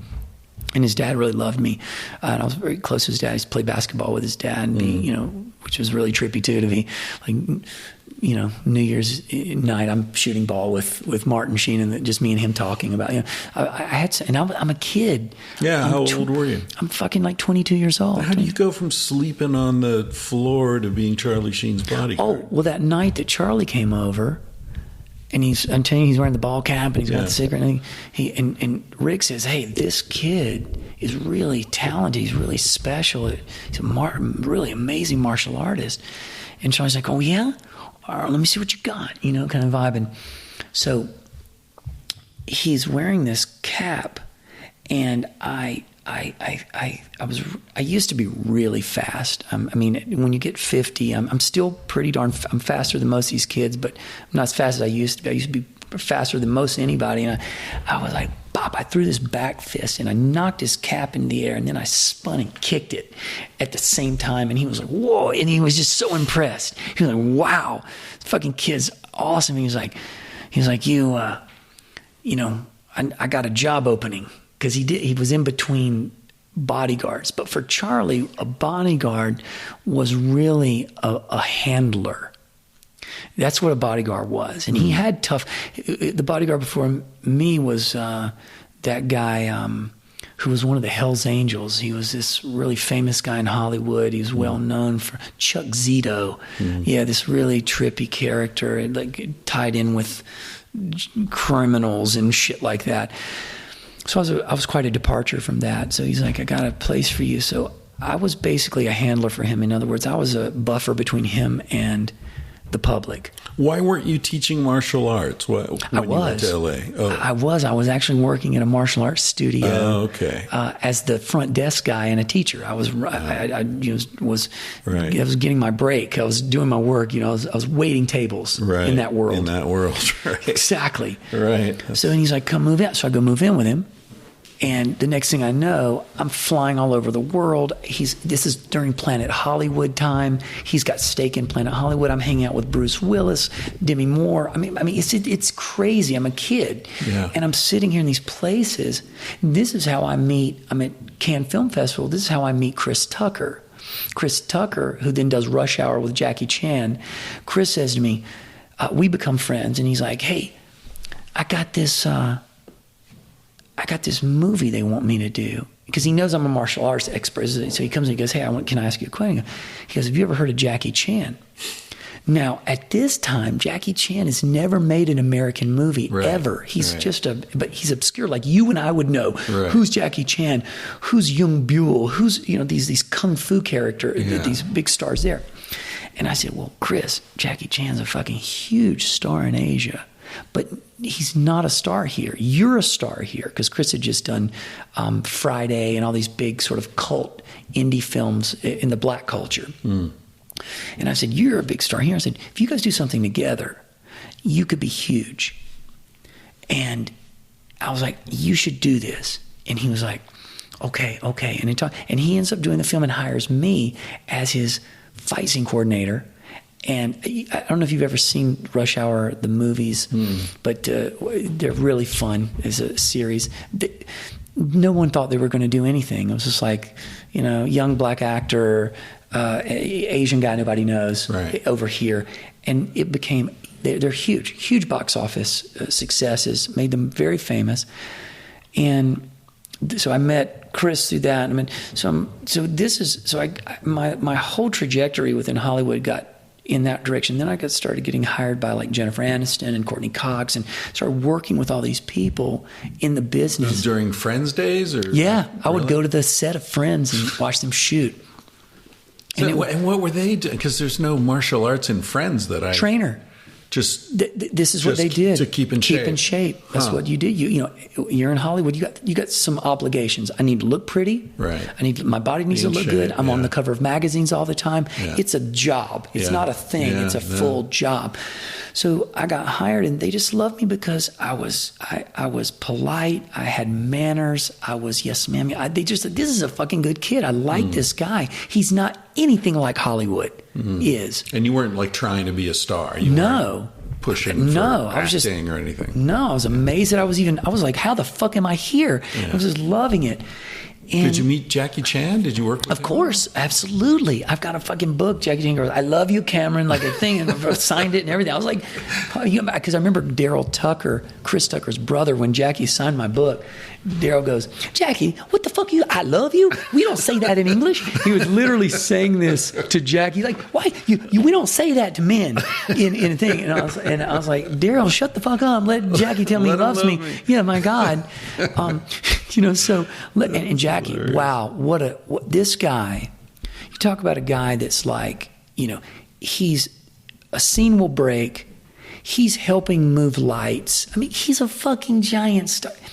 He's picking up stuff. That's him. That's how he was, because his childhood was indentured servant performer. That's what all those kids, they were put into the Peking Opera House, which meant, Jackie tells a story, his mother and father, he says, they took these kids, they would take them there and go, okay, they see all the kids doing circus training and all this, and they were like, okay, what do you think? And Jackie's like, oh, this is amazing. So the head of the opera house comes over and says, well, how long would you like to enroll him in the school? Enrolling means how long would you like us to use him as a prop to make money off of? Because that's exactly what these kids are. They're just little workers that perform and make money, but they help the families of these people not have the burden of another mouth to feed. So Jackie says, well, what's the longest I can be here? And I think they said it was 10 years or something like that. And he's like, okay, well, I'm 10 years. And then he said he later regretted that statement because once parents left, the sticks and the whips and the beating and the kids were just, they were like, again, little circus performers. And they were just fucking beat into, your one-arm handstand. They were just beaten into perfection. And that's what made him who he is he was literally fucking shaped, him and all these other guys who became famous actors also in like Sammo Hung, Young Buell, and him. They're the famous guys in China for that. But they were all literally fucking beaten and tortured. Not tortured like waterboarded, but like, tortured for kids. Yeah. You can imagine. Yeah. Into being these machines of perfection of movement. And buddy, this guy could do anything. He was incredible. I mean, he's so special as a mover. People don't even understand. You'd have to go back and watch. When somebody says, oh, I do all my stunts. Yeah, but you don't understand. He's doing all his stunts in his own stunt movie. It's not a movie where I fall over a table. He's building a movie based on the biggest tricks you can do and the most dangerous shit you can do. And he's broken everything in his body. Incredible character. Does he do parkour as well? parkour doesn't even know what parkour's afraid of Jackie Chan, but yes, because he runs up walls. Exactly. Parkour didn't even exist. Jackie Right. Chan is the original. All that stuff is based on what these fucking guys could do. Right. And all that stuff. The young people came out, we're going to call this parkour. Jackie was like, we call this a stunt making a movie. You know what I mean? Yeah. Is he a dancer as well? Bruce Lee was the dancer. Yeah. Was the cha-cha. He was a cha-cha. Right, the cha-cha champ of Hong Kong or something. Yeah. Another badass. Unbelievable. But deeply, the difference between Jackie and Bruce was incredibly philosophical. Right. He'd be sitting here in this conversation talking about the why. He was very much about the why. And that's what you read his material, his books that he wrote, one specific one on Jeet Kune Do, but he was always about, he loved Krishnamurti. He was really and Alan Watts. He was really into the investigation of consciousness and why we do what we do. Yeah. And he just happened to know he was great at he could have been a dance champion. Yeah. But he said martial arts was his thing, and then he decided to be become the greatest or the most well-known because he knew he had all this charisma. So what's your unique talent? I mean, obviously you're very adept at the movement and the martial arts, but it sounds to me like a lot of your career is really more about knowing how to interact with people, especially people who can be difficult to interact with. Yeah. I mean, movie stars are not the most patient people. They're very easily, like, their alarms get set off pretty easily. How did you know how to do that? I think my gift is patterns. I can see patterns in things. So I see patterns in people's behavior. I see patterns in, just like with you, I feel like I'm talking to another fellow pattern seer. It's something about some people just can see patterns in the world. And they're like, wait a minute. Wait. Okay. And I can see patterns in people's behavior, and whether there's some type of incongruency or contradiction that occurs. Because one of my favorite things that I am that there's a beautiful spiritual book based on this individual teacher, and he said that the way you can spot the absence of truth is in contradiction, because contradiction can't exist where truth is. Wow. Let's unpack that a little bit. It's super trippy, right? Contradiction cannot exist where truth is. What about the idea that wisdom is the ability to hold two opposing views at the same time? Right, and that both can be true. Right. The idea for him was that if a moment is true, contradiction is absent. That's what makes it true. It doesn't mean that you can't have opposing concepts and ideas. You just can't have a pure moment where you're expressing your truth and also be contradicting yourself, because it in some way dissolves the truth and the honesty of the moment. It's an interesting idea. Yeah.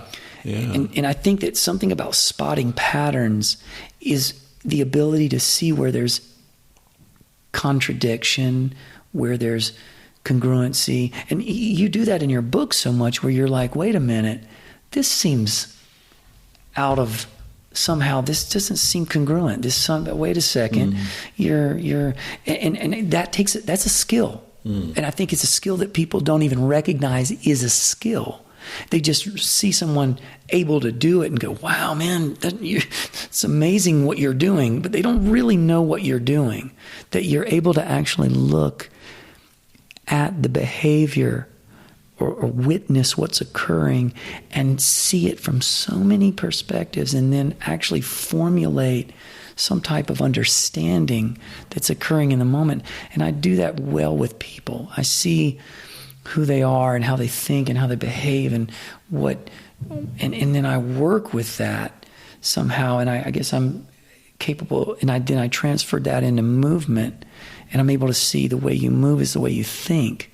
So now I'm connecting those 2 points.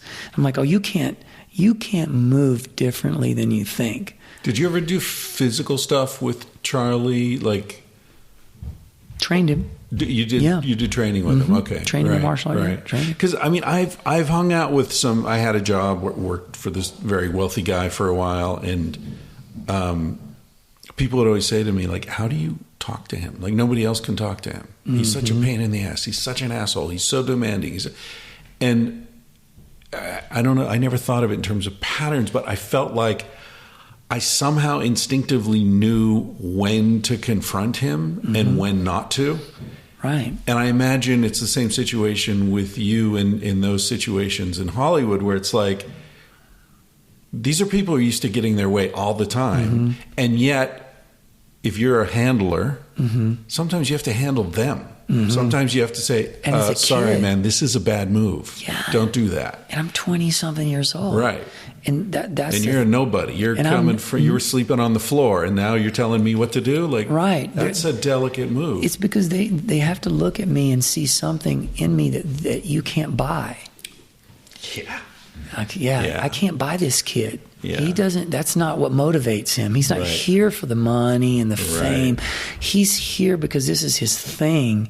And I either get some of that or I don't. And I can't pay for it. I'm either gonna do what and they have enough common sense in their head to make that distinction as well. But when you see this guy that was difficult and you're working with him, what you're doing in a way is you're putting yourself out in front of his patterns, of his behavior. You're like, and that's the thing. It's this very clever strategy that you're working with of predicting the future. That's a good point. Yeah. You have a sense of what's going to set someone off and what isn't. Yeah. How far you can push them. Right. How far you can, with these students, how far I can break somebody down before they quit versus before they go, okay, I'm ready to listen. Right. And it's really a delicate line. And sometimes people see me do it and they're like, fuck, man, you're being an asshole. You're being a bully. You're doing this. And I go, did I one time attack that boy's character or that girl's character? Did I one time tell them your nose is ugly? You're not pretty enough? No. But I've looked at them and said, you're selfish. You're greedy. You're privileged. I'll go at them like that all day long. And how does that come up here? In what context would those sorts of things come up? Well, why do you think they're like this? You think they showed up like this? They don't show up like that. No, you're getting you're getting the polished version. They show up with all their shit. They roll in like like a customer sometimes. Where's my room? And then I'm like, well, so just so you're clear, you'll be cleaning the bathrooms. And you're doing this and you're doing that. Like everybody here, as you know, works equal to each other. It's a perfectly harmonious ecosystem of balance. Privilege does not exist with me either. I clean the kitchen. I clean the floors. I do the same thing anybody else does. Right. I don't stand back and go, well, this is your experience you're having. And cleaning the bathrooms is good for you. I don't do that. I clean the bathrooms too. Everybody is equal in the space as you can imagine you would want that experience.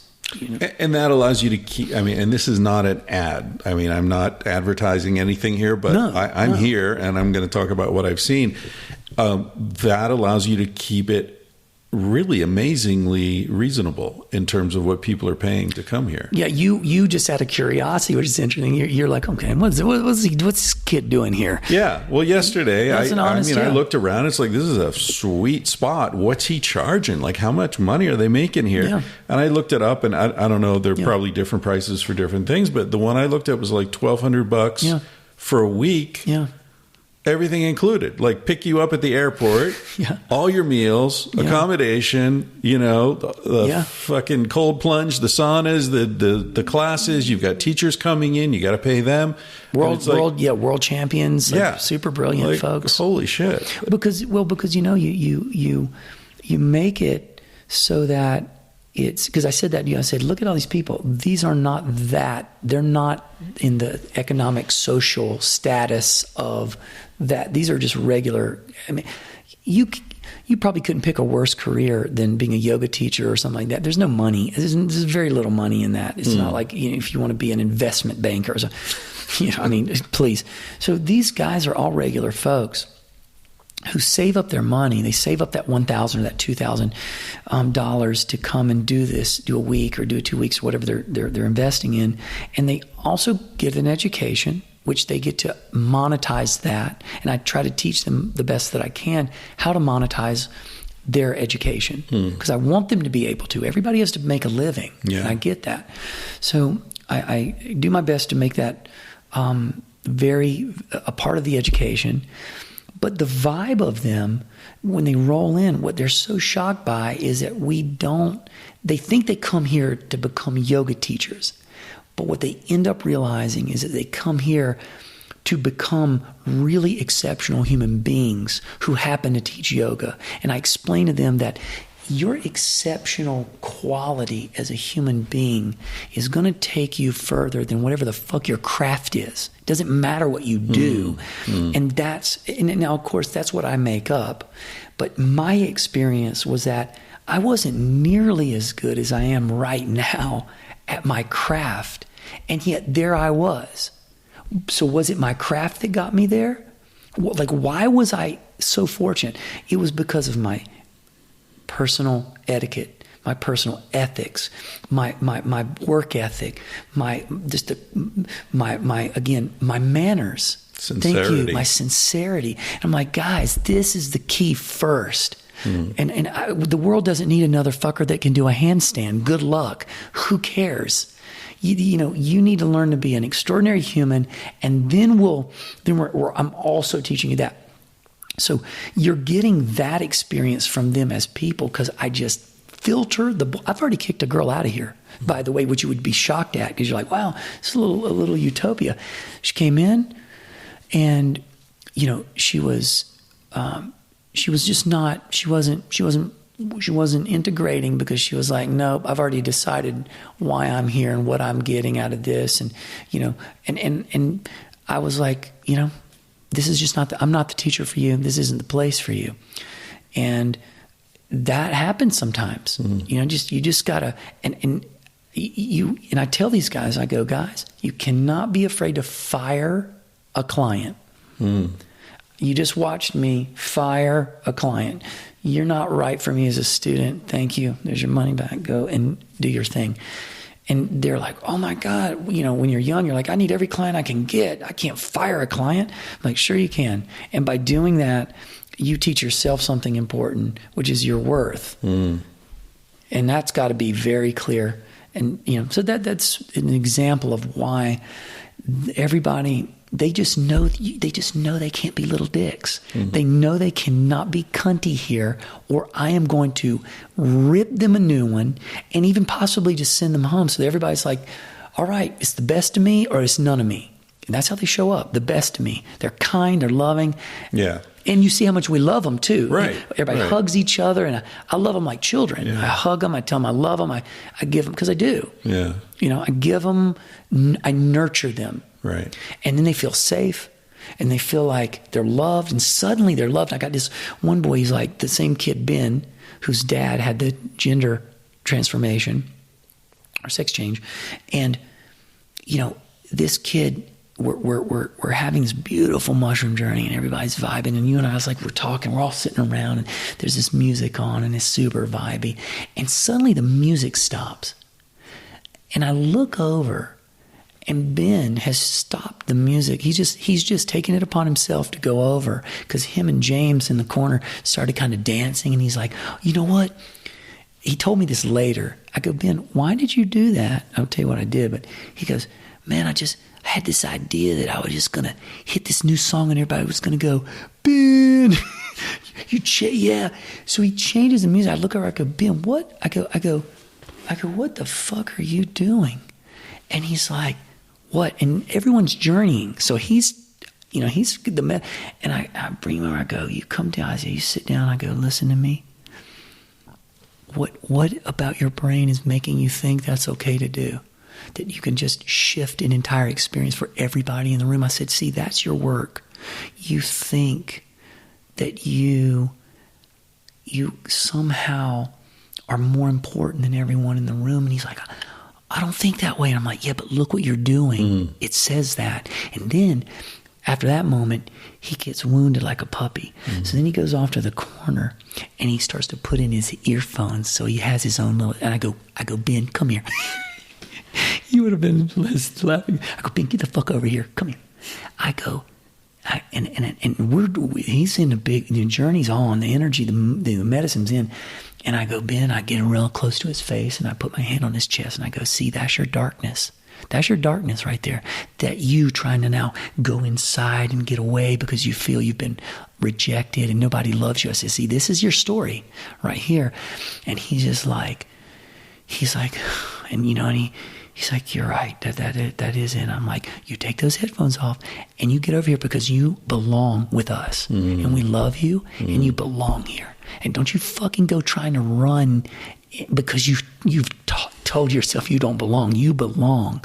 And I see what you're doing. And I mean, that kid is like a different person over this course of 3 weeks. And that's what I do with these guys. I'm really in their personal lives. Like you gotta live together to see anybody anyway. Do you have kids? I have an 18-year-old daughter. She's an extraordinary. She just got accepted to Emerson in Boston. Super great gal. Doesn't give a fuck about movement. I'm like, I'm gonna have a son. He'll be a prodigy. He'll take over, or a progeny, and he'll do this. And then I had a girl. Shocked that I had a girl, but incredibly fucking grateful.